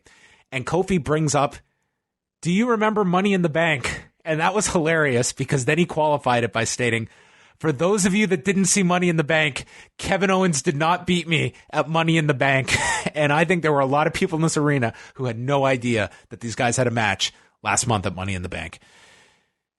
Kingston then proceeds to promote his match with Dolph Ziggler this Sunday, and they revive EC3 and use him as a ventriloquist to make this match as EC3 played Shota Umino here and was helped down to the ring as this guy just played dead for the whole segment. Like, this was so goofy.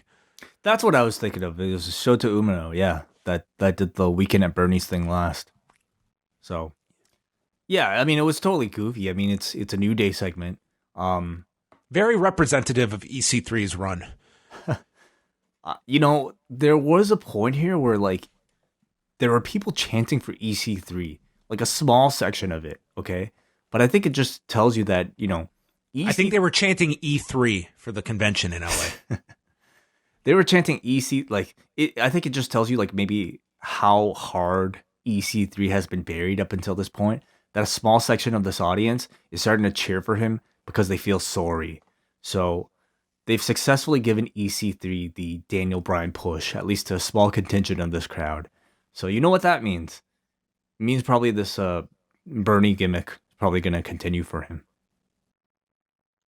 Great. He should just be like a dead body now. Well, that's how he's been booked. So now they're just doing the literal version. We were in a trainer's room, and AJ Styles was with the trainer. This guy had to fly all the way to LA for a checkup. This guy needs better health care in Georgia. Do they have what is the actual kind of procedure? Let's say somebody's like injured. Don't they have to fly to like a WWE? They do have to. They do have to get cleared, and they typically do like their evaluations at TV. So this is actually the procedure that they do. Did you hear what happened with Colt Cabana recently? No. This is very depressing for people that don't have healthcare. So he did a match with Chris Masters, and he did this splash, and he got this like really bad injury to his leg, and he thought he had just like got a Charlie horse or something, and he just like rested it. And this was on a Wednesday. He injured it. By Friday, he couldn't even walk on this leg. So he goes to the emergency room, and they end up looking at the leg. They did a CAT scan. They did some blood tests, and they told him, "You've got a hematoma on your quad, and we could drain it, or you could just rest, and we'd advise you to just rest." And he said, "Okay, well, I'm going to rest it." He's like, "Well, since you've come through the emergency room and we did these tests on you," he's going to get hit with like a $2,000 bill just for that. Jeez. This is crazy. Like, think about the it. daily horror stories of those without healthcare in the U.S. It's something I just can't relate to. It's just there's that so scene, sad. I mean, recently we saw a scene in The Wrestlers where Darby Allin refuses to be taken away in an ambulance after one of his death matches, and it's awful for the reason wrestlers. is because he didn't want to pay for the ambulance, and how terrible is that? Like, think about those without health care, that if something is concerning them, that's going to be the first thing they think of and avoid going to the hospital, because it might be nothing. And it could be something awful. Like, it could be something way worse than a hematoma in your leg. It's just, that stuff just really gets me down, hearing stories like that. I mean, this is not a catastrophic story, but it's just emblematic of a much larger problem. But that's me on my soapbox. So AJ is with the trainers, and then Gallows and Anderson walk in. AJ mentions it was 3 years ago they debuted in this building and dominated the Usos. And the idea is that Gallows and Anderson have been coasting this entire time. And Styles talks about how they dominated in Japan. They have had classic matches, but then they got comfortable. And they made a lot of money here. And AJ asks, when was the last time you won a match? When was the last time you were on Raw? When was the last time you were on WWE, period? They need to get serious. And he misses the old Gallows and Anderson. And they've got a match against the Usos tonight. Yeah. This was, another attempt at a renewed push for Gallows and Anderson by calling out how bad they've been. So that's a lot of people's characters at the moment, isn't it? Yeah. Oh, yeah. They do this push all the time.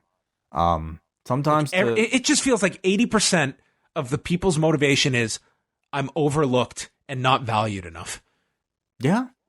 But, that's kind of the story with like anybody who's been popping up at AEW, right? Like, this is their real life story. Like, look at Shawn Spears or Jon Moxley even. It's kind of like their story because it's real. Like, these are people that have legitimately been overlooked or haven't really been given the proper time to really shine. And so, they decide to write a story around it.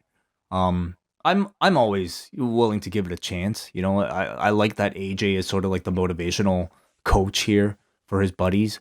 So we'll see where they take it. We know that, they're supposed to team up with Triple H at a show in Japan. So we'll see how they, I guess, make Gallows and Anderson relevant enough. So then we had our impromptu 6-man 2 out of 3 falls match with the New Day against Baron Corbin, Sami Zayn, and Kevin Owens.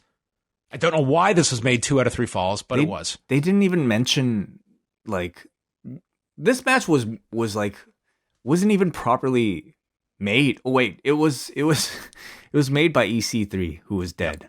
But they didn't even mention that it was 2 out of 3 falls. So I imagine that maybe they just forgot. They mentioned it when they came back from break briefly. Well, meaning like I think Xavier or Kofi might have forgotten. Oh, right. In the setup for the match, they did not announce it. Cole announced it when they came back. Yeah. They also announced Woods and Big E will take on Owens and Zayn at Stomping Grounds on Sunday. Woods got the first fall after a roll-up on Zayn. Then they got the heat on Big E for a long time. Owens is really great when it comes to just running down his opponents verbally during a match. It's a part of him that really stands out. Graves reminds us that Kevin Owens once infiltrated the New Day. I'm like, Jesus, that did happen, and not all that long ago, and I'm completely put it out of my memory. Big E sidestep sent Zayn to the corner. Owens nailed him with a super kick. Kofi finally gets the hot tag. He's in with Corbin. Kingston hits a high cross for a 2, hits a penalty kick, boom drop, and then is distracted and gets hit with the deep 6. Woods dives in to make the save, and then Kingston ducks, and Corbin clotheslines Zayn, prompting Owens to get upset, shoves Corbin, super kicks him. Owens and Zayn abandon Corbin, and Kofi hits the Trouble in Paradise and pins Baron Corbin, who is going into the main event of this pay-per-view on Sunday. I was just done, dude. I was done. It's like, this can't be this fucking hard to figure something out. We have a show where we spent the whole goddamn show around Seth Rollins, and Corbin is the one to take the fall in this, as they lose 2 straight falls. I was like, this can't be this hard. I'm trying to think, like, why this happened. Why it couldn't have been either Zayn or Owens to take the pin. Why the match happened? Well, I know why they wanted the New Day on, I suppose, just because they wanted, I guess, all their best guys on one show. Why did Baron Corbin... why do the silly referee bit with what if you had done EC3 as named the referee, And then he's put into the match teaming with Corbin and Zayn or someone. And then Rollins does the attack at the end of this match, and that leads to the end. Whatever. Like, they could... There's a million ways that you didn't have to beat the guy that is challenging for the title on Sunday and loses clean to the guy he has nothing to do with on Sunday. To me, it's an indication that even, like, the booking doesn't believe that Baron Corbin is a legitimate contender. Because I don't think anybody buys that Corbin might beat Seth Rollins on Sunday. He doesn't even feel like a real title challenger. This doesn't even really feel like a title match. See, all that's fine, but you made this decision. So it's like, once you've made the match, I expect you to put everything in it to, like, whether people are latching onto it or not, it's the focus of your direction for this pay-per-view. So it's like that. The time to make that decision was 2 weeks ago before you announced this match. It's like, okay, this isn't a hot main event. Let's book a hot main event. Like, Jesus Christ, Seth Rollins and Daniel Bryan for a 2-week build would have been a lot better than Baron Corbin and Seth Rollins. Absolutely. Yeah, no. Just with the story, you've never beaten me. It's like, that's got my attention for 2 weeks. You're going to give me 25 minutes at the end of this question that you've never beaten me, can you? Anyway. This is where I'm getting angry, and I'm trying not to anymore.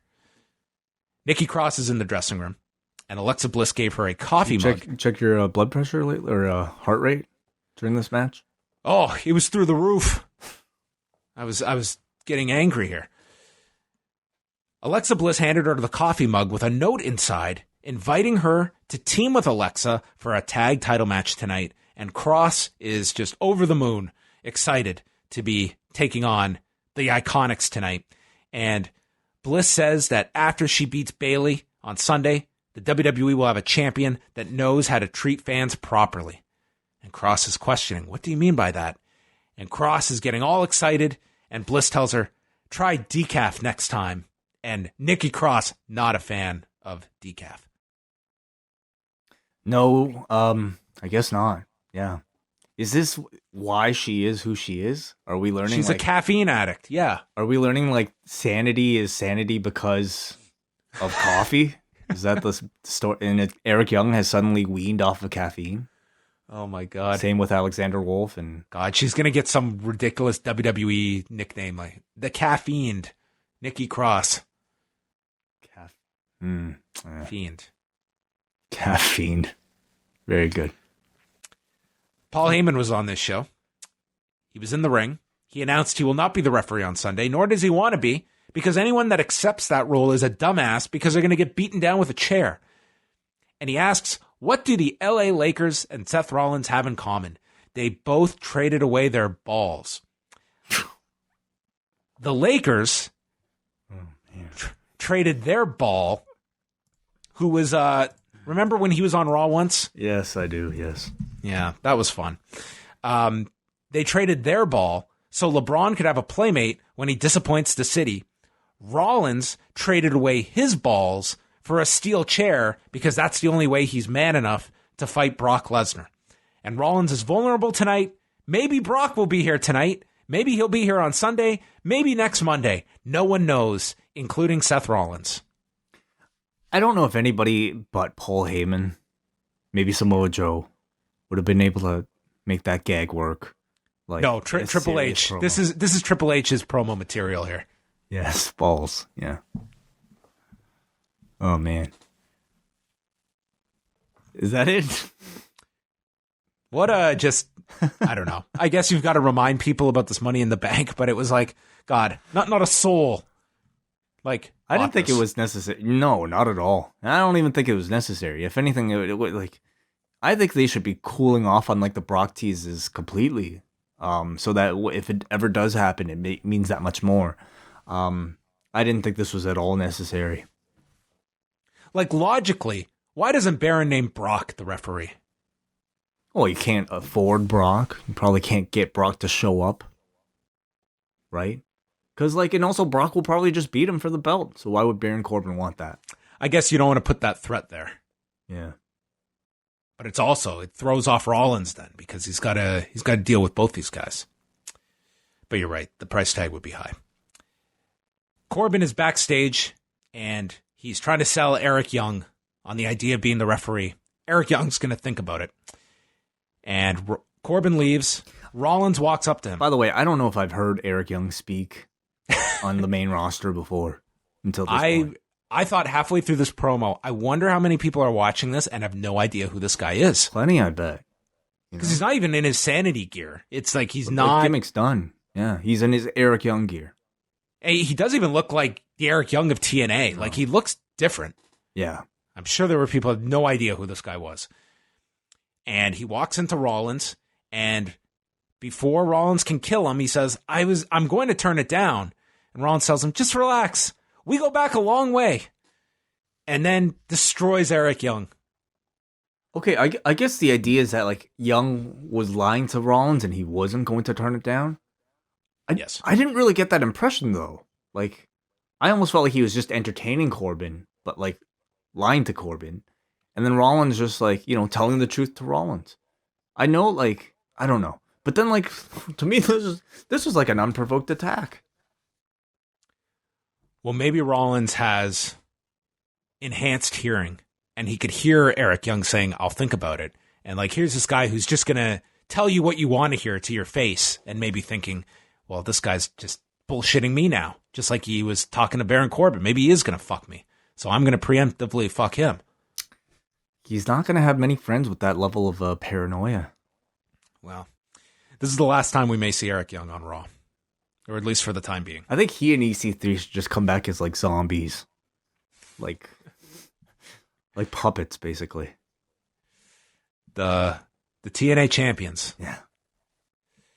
The Usos were in a dark room. They cut a promo on Anderson and Gallows, and then we had the match. They're really pushing the Usos now as the best tag team in the world. And Graves goes one further and says they are the best tag team of the current generation. So I guess that's their positioning. I think it's cool. Yeah. I think, you know, on some people's list, they are the best tag team in the world right now. I don't think right now. Okay, well, at least last year, perhaps. Maybe 2 years didn't ago. Didn't you choose them? 2017, they had a really great year. That was their big year. I think last year was a bit of a step back for them because they were barely used last year, at least compared to the year prior. Well, if you're the WWE and you're going to make a nickname for a team, I mean, 2017 is good enough, I would say. I was waiting for Graves to bring up the Lucha Brothers Young Bucks match from the night before at AAA. Yeah, you might not get that. I'm trying to think if on any WWE show you might ever get that. So the idea was Anderson and Gallows were in control, but then Anderson and Gallows got lazy. Anderson's doing the too sweet sign to Gallows, and Jimmy comes in. They land a double super kick, and they pin Anderson in 240, and Styles is frustrated watching backstage. Yeah, so they're lazy. They basically fucked up again, because the thing is like, I don't know if Gallows and Anderson have ever been kind of known to be like showboaters, you know? And that was kind of like the error that they exhibited here. So I guess they're not necessarily late. Like, are they?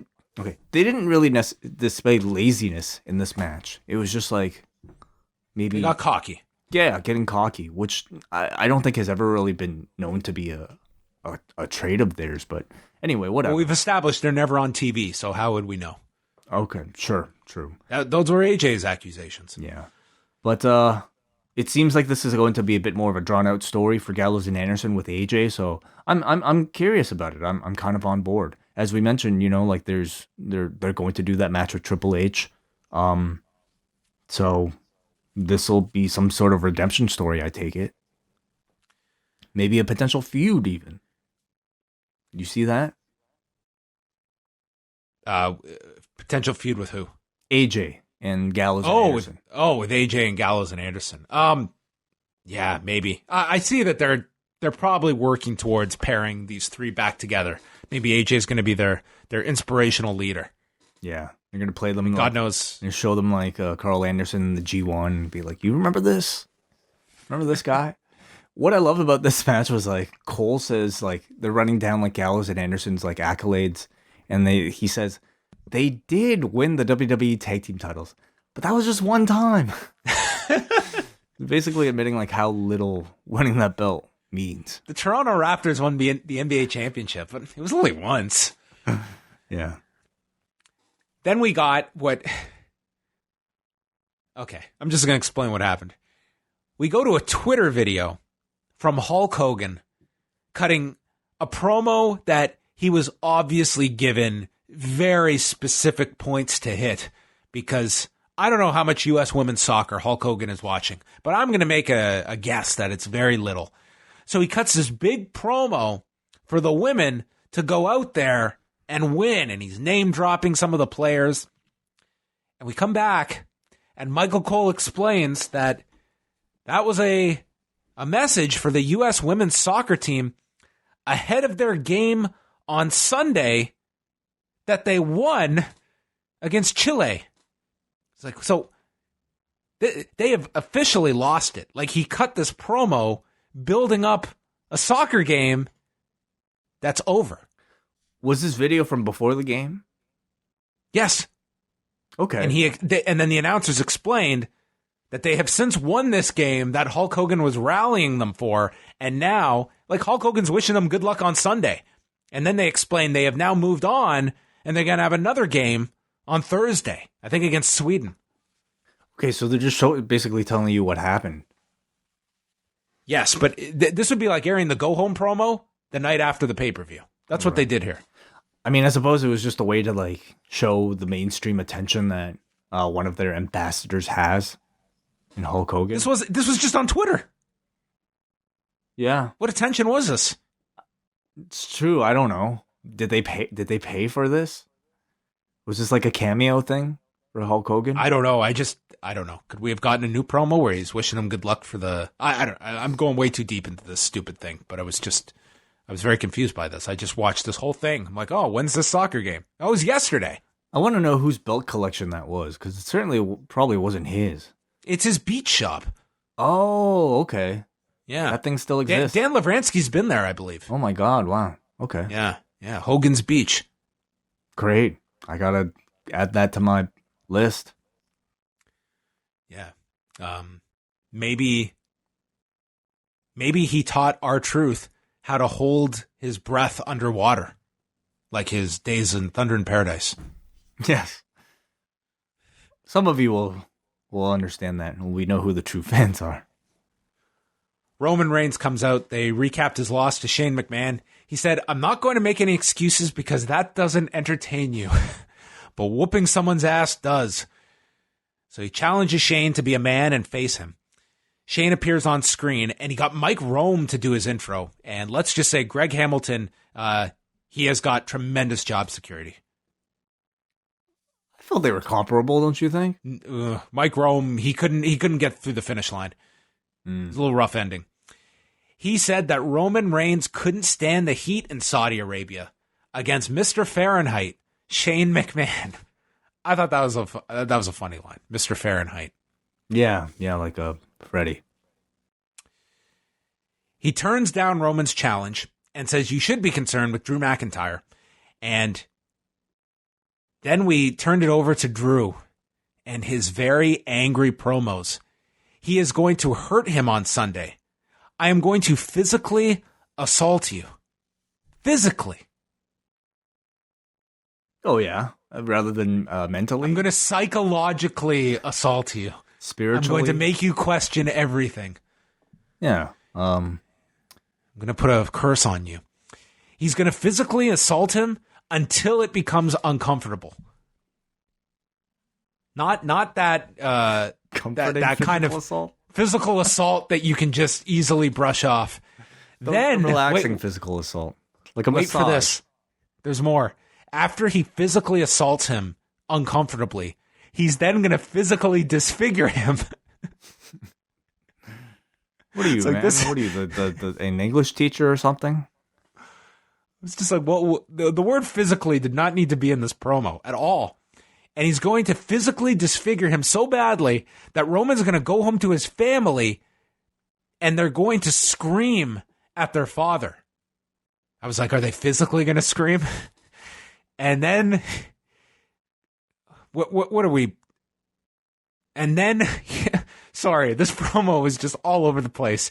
He tells everyone to go watch Roman's upcoming movie because the only movie roles he's going to be up for are roles to play a lifeless body. Dude, this promo was awful. It was so bad. Man, it was the worst promo. I thought the best part, though, that he said was, I'm going to kick your ass. I'm going to take your name.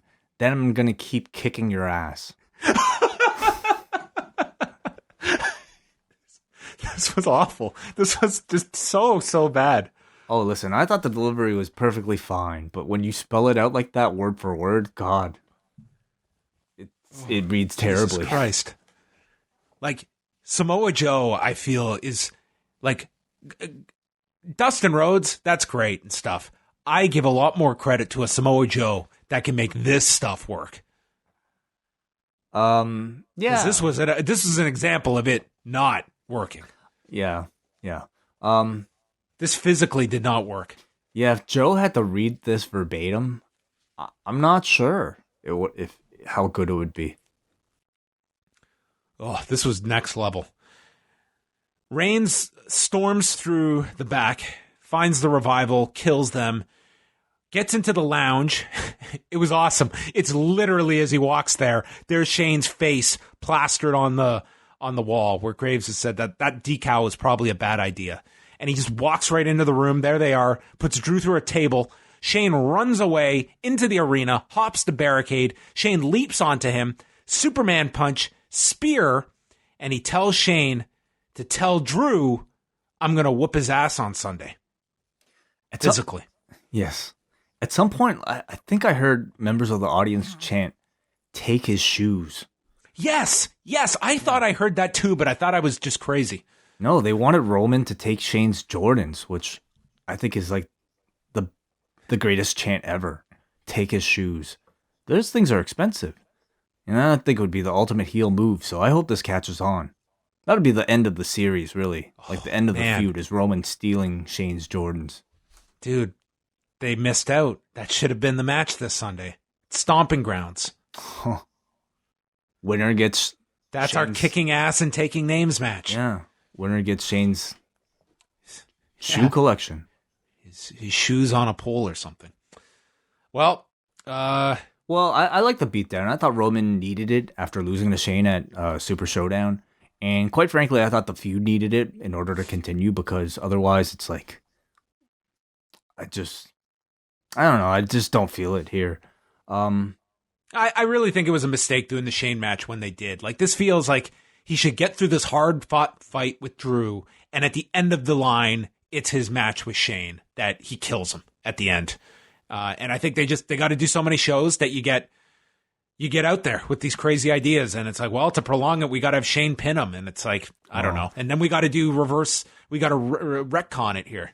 Well, it wouldn't be WrestleMania equivalent without a Shane McMahon singles match. So maybe that's the reason why they decided to do that. But, you know, I also feel weird that like Shane won that one, and then you had Roman basically get revenge on Drew. It's fine. It's fine. Charlie was with Bayley, Natalya, and Naomi, and she asks Bayley about the accusations on social media that Bayley refused to take a photo who was wearing a Nikki Cross shirt. And Bayley blames Alexa Bliss for this attack. And she leaves, and Natalya is with Naomi and wonders if it's true. Yeah, so this was, I guess, sort of a commentary on Twitter culture and how, you know, simply by looking at allegations in tweets, they are perhaps being treated as fact, just like in real life. So this was social commentary. Well, this is the company I really want to hear social commentary from at the forefront of it. The IIconics Are we in the third hour yet? Yes, we are in the third hour. We're almost there. We got a bit to go. I'm looking at my notes. I still have like 2 more pages. The IIconics cut a promo. They start to put over the city, but then just make fun of their opponents. And we get another LeBron James joke as you see Alexa used to be a champion. and LeBron James used to be a champion, and then LeBron came to the Lakers, and Bliss is teaming with Nikki Cross as equally bad choices. The highlight of this was Corey Graves pleading for no more LeBron jokes tonight. And then Cole pipes in saying, I mean, there's like 8 sports teams they could make fun of here in LA. And then Renee is like, can we get some love for the Raptors? And they both go, no. This was 2 weeks in a row that the announcers got legitimate laughter out of me after Renee's hooker line last week. Okay. Are you going to be okay? Are you going to make it through the last 45 minutes of the show? Oh, I'm perfectly fine. I'm wondering what you mentioning the hooker line out of context to somebody who wasn't aware of it might have sounded. Well, Bailey was called a hugger last week, and Renee heard hooker and then asked on the air, was she just called a hooker? And it was a very funny line. It was like her genuine reaction.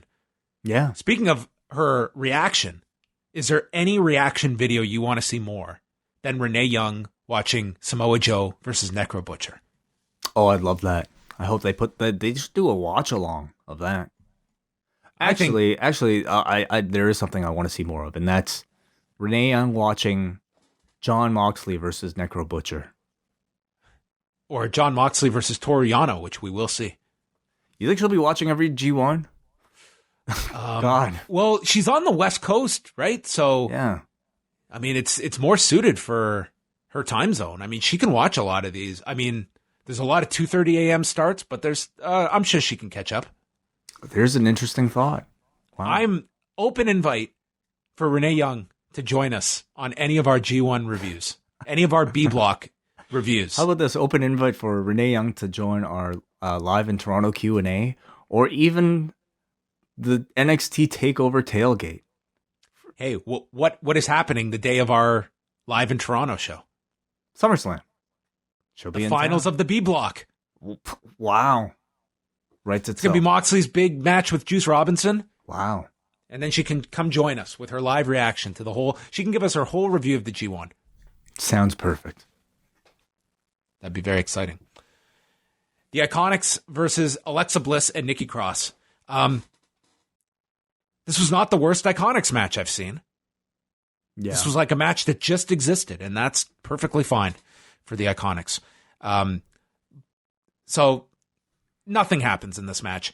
Bliss shoves down Bailey, who is ringside, and then Nikki Cross shoves Billie Kay, and then goes after Peyton Royce in the corner and gets rolled up by Billie Kay at 3:31 as Bailey pulls Bliss down to the floor. Anything to say on this match? I had very little. I actually thought there might have been a chance that the IIconics would have lost this one simply because this was like sort of like the first legitimate tag team they faced defending the belt. But instead, and there's more story with Bliss and Cross. I would have been fine with a title switch here. The IIconics do not need these titles, and you clearly have a longer story mapped out with Bliss and Cross. Yeah. Instead, though, this was just used to further the Bailey, Alexa, Nikki story, and it gives reason for Nikki to hate Bailey as Alexa is manipulating her to do. After the break, Bliss is with Cross, and Bliss apologizes and blames Bailey, and Nikki is convinced that Bailey is not who she claims to be. She now believes Alexa and says that Bailey crushed her dreams, and at Stomping Grounds, I want to be in your corner to watch you stomp Bailey's dreams.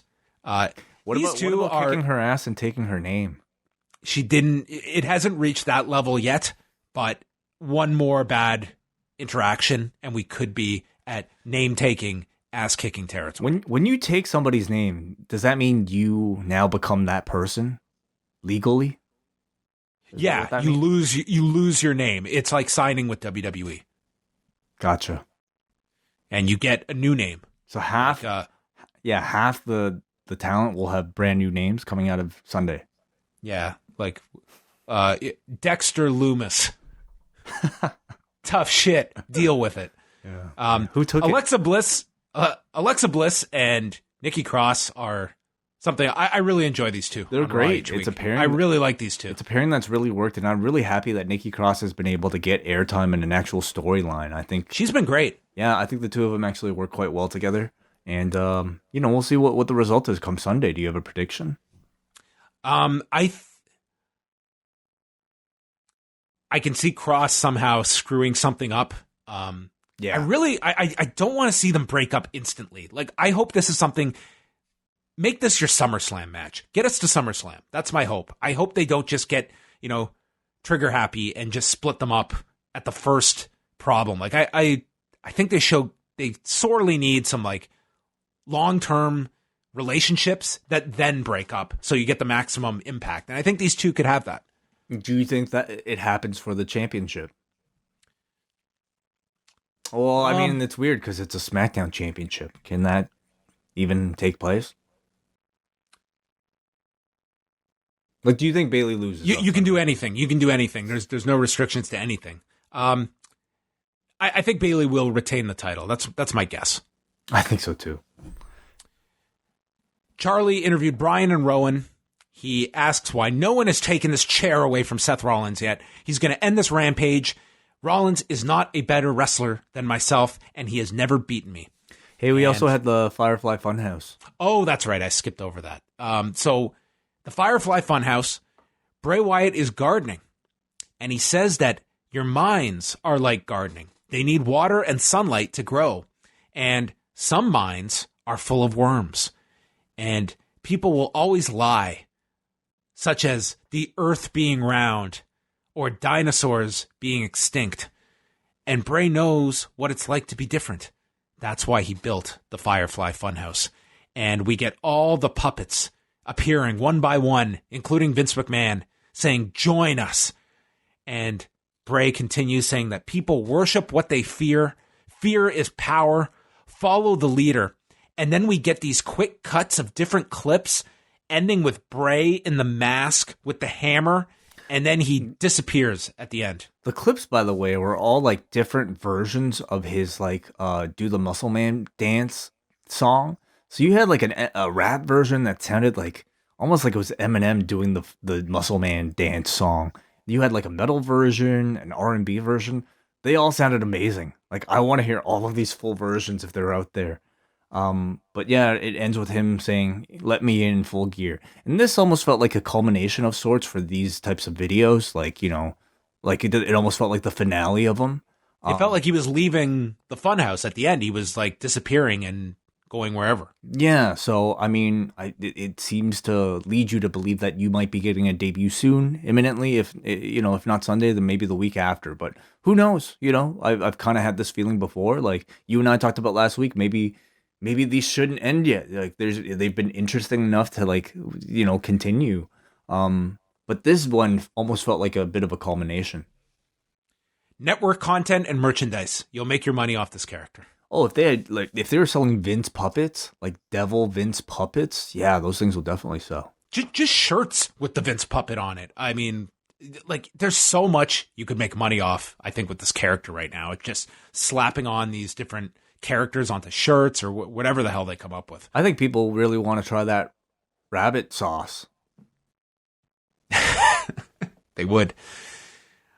Seth Rollins, Daniel Bryan. We're at the main event way. Non-title match. Rollins hits a suicide dive onto Bryan, then gets caught by Rowan and takes the claw slam onto the apron for the DQ in 1:13. Bryan hits him with the running knee. The New Day runs down again. There's a Trouble in Paradise delivered to Bryan, and then we get all the run-ins. Owens, Zayn, the Revival, the Usos, the greatest tag team on earth. And the babyfaces clear the ring. There's a dive to the floor, and the announcers state that the match will restart with everyone banned from ringside. So we go to a break, come back, and the match restarts. Man, for a second I thought this was actually going to be like a rough bait and switch. And I'm so sorry, WWE, that I assumed so ill of you, because I know you wouldn't bait and switch, delivering, mentioning something at the beginning of the show and then not delivering at the end. So I apologize. But instead it was just an elaborate way of getting Rowan away from ringside. And that's all it was. That was it. Yep, that was the accomplishment. So they had a real match here. They went 8 minutes of the second match. Some highlights included Bryan isolating the leg and turning it into a German suplex as Rollins went to the floor and took a flying knee off the apron. Rollins is selling his knee but scales to the top with the superplex, tries to follow through with the Falcon arrow, but the knee gives out, so Bryan gets the Lebel lock applied, and then wrenches back on the arm into a rings of Saturn, so Rollins has to use his foot to get to the rope, hits him with the yes kicks, sets up for the running knee, but gets caught. Rollins nails him with a buckle bomb, and then knocks his shoulder into the post as he's trying to revive the shoulder. Goes for a frog splash, lands on the knees, the Lebel lock gets reapplied. Rollins moves out of that with a stacked pinfall, and then an enziguri stomp, and he pins Bryan in 8 minutes. So he finally beats Daniel Bryan.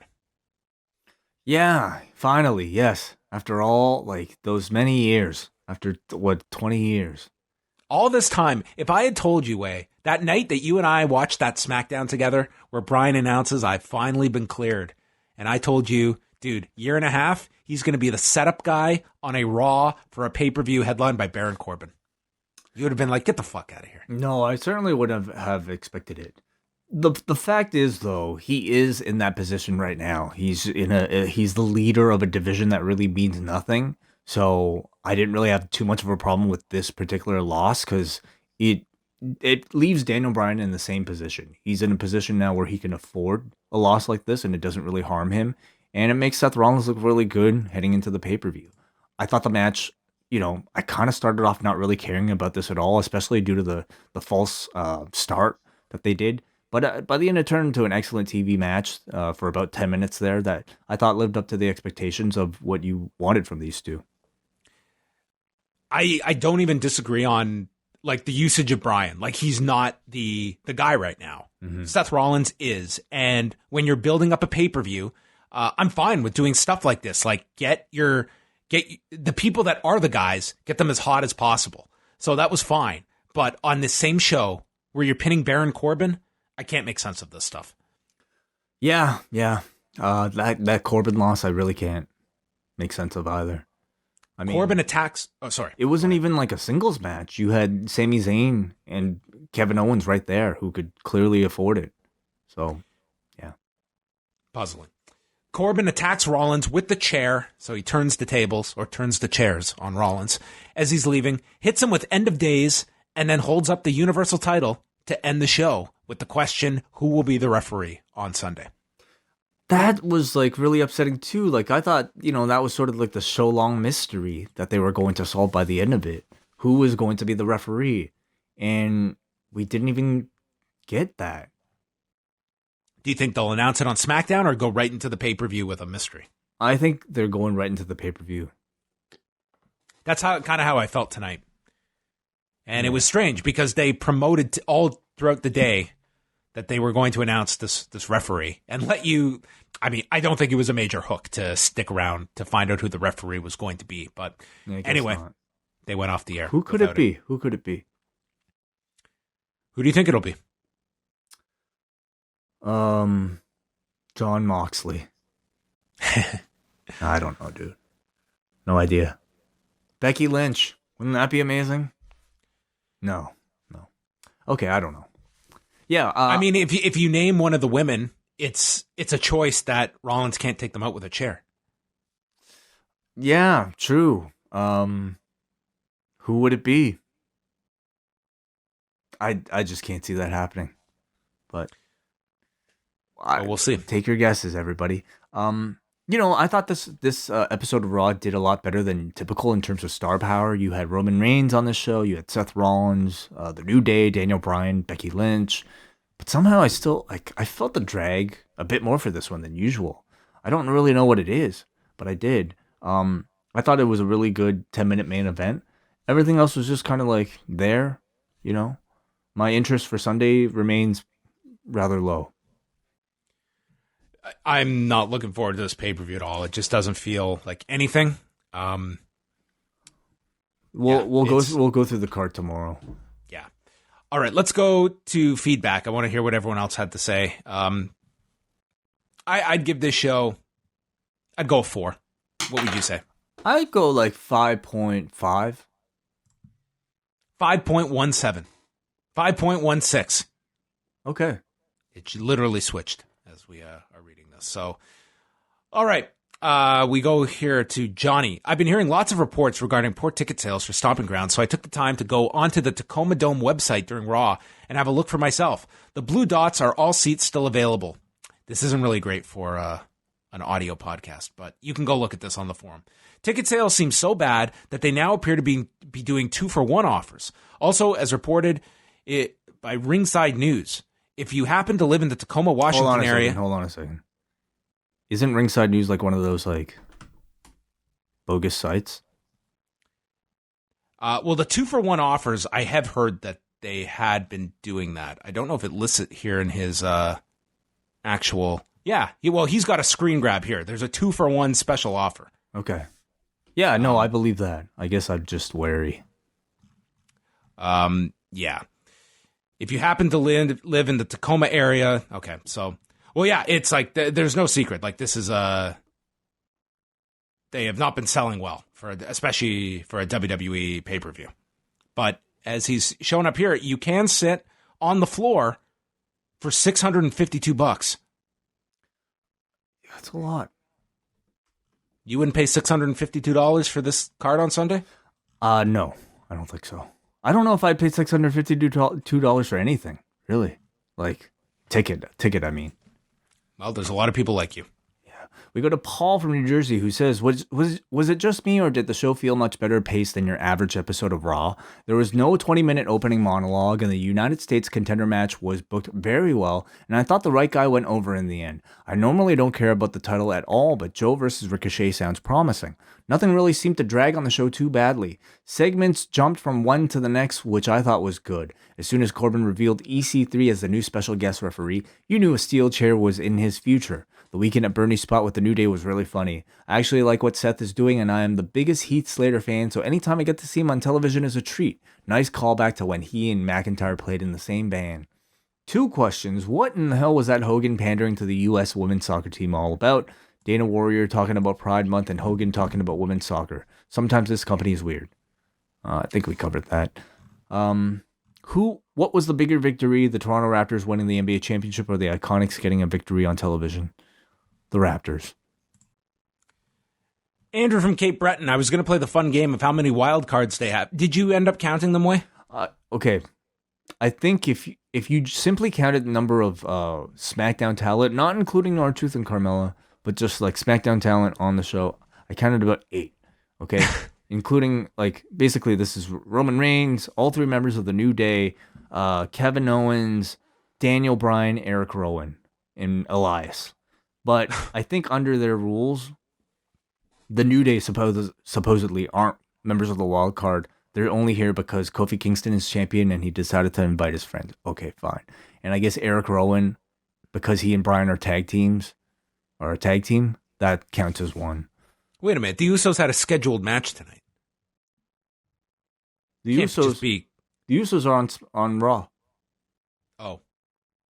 Oh, so you meant his friends Big E and Xavier Woods. Yeah. Okay, sorry. I thought you said the Usos. Never mind. Okay. So 4, if you go by their count. Right. So that means... If you completely ignore the fact that the New Day don't count. None of this counts. None of it matters. So you can come up to any conclusion you want. Goes on to say, I think it's just easier to say there's no real brand split anymore. But it's annoying how they're trying to make the stipulation mean something. Then again, they beat their champions into powder, so I guess the wild card rule is just another example of that. I hate how the commentators make the Firefly Funhouse sound so lame. I'm thinking this week may have been the last week, and next week we should see Bray out in front of the audience. It looked like a great finish to the vignettes. Maybe next week we'll shout at the door for people to come and fight him and sound brooding while doing so. 4 out of 10 show. Oh my, what if those two interacted?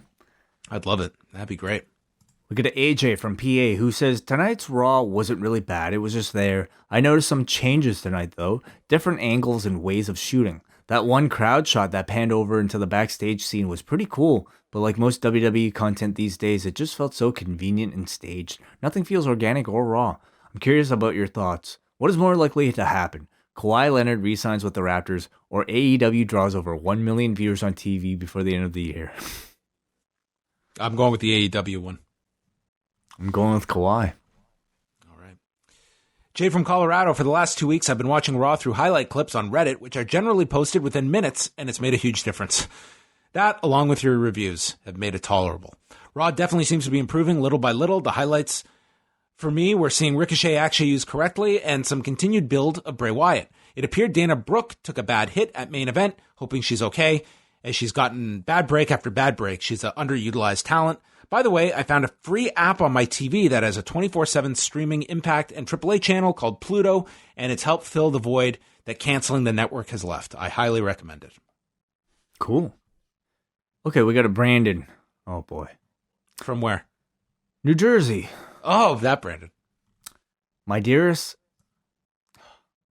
Rafael Araujo's. I wish you got this one. What a joyous day in the 6. Caillou Calais. Hope you lads enjoyed the parade. Hope you seize the day because the future could be bleak. Will Masai take the Godfather offer and go to Washington for $10 million a year and part ownership? Will Kawhi go to LA? Who knows what the future holds? To Raw, I enjoyed it very much. It was paced well, not a lot of talking and lots of wrestling and wild card nonsense. Great go-home show to a pay-per-view network special. My meanderings. Did you guys hang out with Fall Way at the parade today? Also, John, did you give Kawhi his housewarming plan? Okay. Not letting Mox work the G1 Texas show a coincidence or AEW flexing their muscles? We don't know. Was the fall by Aero Lucha Star the worst fall you have ever seen in pro wrestling, or was it the choke slam in ECW? No. I mean, I've seen some terrible falls from people. You think about Vic Grimes in ECW. That was a horrific one with New Jack. There's probably a lot. Yeah. Shouldn't Ronnie Garvin be the mascot for Stomping Grounds or Lugs? Or Luger? Not bad. The Ronnie Garvin joke was not bad, Brandon. That kind of landed. All right. Brandon's coming. August the 11th. Last one here. Not sure if I'm just in a good mood or what, but I enjoyed that episode of Raw, which he puts question marks at the end of. It felt like a cohesive show. Some guys got used that haven't been used in a while. Not sure I'm more sold on Stomping Grounds, but I did dig this show. 7 out of 10. I thought some positive feedback to Raw. Maybe a lot of people felt it moved along probably at a better pace than I personally did, but I would say compared to previous weeks, it feels more positive. Listen, if this show, it's like when the drag hits you, it drags everything down for me. Like it's just this show in 2 hours, even if it made no sense and it was the exact same stuff we complain about, it'd be way more tolerable. I find like once you hit like that hour and 40 mark and you're just, it brings a lot down. Like I like the stuff with Rollins tonight. I thought that was good. There was a number of things I enjoyed about this show. This was hardly a terrible edition of Raw. The Corbin thing was, to me, inexcusable on the go-home show. But, I mean, what are we talking about here? So, Stomping Grounds. That's what we'll be talking about all week. The fun game to play is which announcers call it Stomping Grounds and which ones call it Stomping Ground. Oh, that's true. We got both tonight. What is it? It is S. It is plural. Stomping or stompin? With a G. Oh, okay. Stomping Grounds. That is the correct. People were asking about this U.S. women's soccer thing, and on Stephanie McMahon's Twitter, I'm not shocked that she's watching this soccer game. I'm shocked that she's standing in front of the monitor watching it. You have to see this photo. It's like, it looks so contrived as well. Let me see this. Stephanie McMahon is. It's Twitter? Like, okay, Stephanie, stay still. We're taking your photo. You're enjoying a soccer game. Are you surprised she wasn't standing off to the side? I don't believe she was genuinely watching the soccer game like this. Yeah, this looks ridiculous. Imagine walking into a room and seeing someone staring like this. What do you mean? All WWE backstage performers watch. No, she'd be like 90 degrees to the side of the screen. Well, that's what I mean. Seeing like the rays coming out of the TV. I can't even tell who's watching this TV. It's just it's the person's side of their face without seeing their full face facing me as they're facing the TV. How can I tell who's watching? This I wonder is where weird. she is. Is she in a? Well, she's like doing makeup or something. So could she be in a makeup chair? It's weird. This is what our show is starting to analyze. The replies are hilarious. Oh, I can't imagine. Oh my god! One of the comments. Why aren't you watching it from the side? Oh. I mean, they've really, like, that's become their thing. So Somebody posted a it's just a bunch of like photos of people watching TV from the side, and it's one of like Michael Scott from The Office watching his little flat screen TV, saying, "I will just stand here and watch television for hours." Oh, that's tremendous. Hey, we haven't talked since Friday, correct? Yeah, Friday. Yeah, What was your reaction to the all-out sellout? I think as predicted. Honestly, now this wasn't as fast as Double or Nothing, right? It was not as fast as Double or Nothing. This was 15 minutes. I think Double or Nothing was like 4.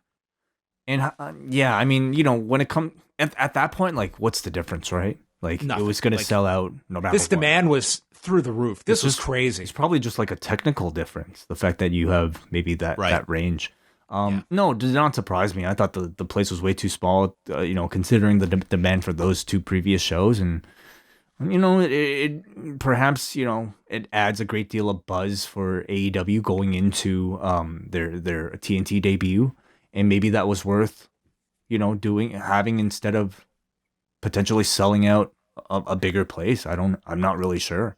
What do you think? I would have gone for the bigger place. I mean, I do believe that there is a value to having these immediate sellouts that is getting all this buzz among people within the industry that is following this stuff and seeing these guys as ticket movers to such a large degree. There is a value to that. How much bigger would you have gone? I would have done an outdoor stadium, to be honest. Really, for this show? Yeah, Damn. I would have gone all out. Yeah, I mean, perhaps, maybe some of the numbers that I've heard people like Dave Meltzer suggest that they could have done that. I guess if you're asking me, were there 60,000 people that were desiring tickets on Friday? I think yes. I think they would have had a first day sellout for a stadium, to be honest. I think they're that hot at the moment. That's insane. I guess the question is, though, where do you go after that? Can you do that every year? Does it matter? You run it while you can. I think that it's you assess the demand of the market, and I totally understand. Of course, for All In, like running that, I think it was a shock to people what they did. Double or Nothing, I think people still somewhat had their reservations. It's Las Vegas. After Vegas, I don't think anyone was going into Friday thinking anything but maybe not the number of people that were going to be going on to try and get tickets, but I don't think anyone was shocked at the one-day sellout. I think everyone knew that was coming, and it was just a question of how big a venue do you book, because they could have sold out the Sears Center several times over. It'll certainly be interesting to see if like this trend continues once TV gets going. And, right now I think there's a real craving because we've only been seeing these performers so rarely over the past year. But once TV gets going, we're starting to see them every single week. At what point will the audience perhaps, look at these shows as maybe less of a novelty? Like we've seen like with Fighter and also Fight for the Fallen, like the smaller shows obviously aren't receiving the same level of demand. But these big ones, between All In, All Out, and Double or Nothing are still being treated as like major destination shows. Can they keep that going once there's TV? Yeah, I mean, I don't think anyone's going to be expecting weekly sellouts when they're touring for TV. But, I mean, you look at the run that, like, All Japan had, selling out Budokan Hall with, like, the same guys that you had largely on top for a period. Like, you were, elevating guys and moving them. But, I mean, that was an incredible streak that they had. And it's certainly, like, they have just an enormous buzz at the moment. And for these big shows, I think that everyone realizes, like, I also wonder how much Starcast plays into people's decisions to travel to these shows, that it's more than just a wrestling show. It's a weekend of all these events and people plan a weekend around it. Yeah, certainly. I look forward to seeing that show, as well as, John and I were going through some of our summer scheduling today, and there's a whole lot on the path to to the end of August and All Out. So there's a lot more show before we get to that stage. All right. There is a lot coming up this summer, but that is all for tonight's show. We will have to hit pause, and we will resume on Tuesday night after SmackDown. So, Wei, thank you as always for joining me for the last 2 hours and 8 minutes. Yeah, likewise. Thank you too. And thanks to all of you for listening. You can go check out postwrestling.com. Go grab your tickets. Post Wrestling live in Toronto. And that is it. We'll speak with you on Tuesday night.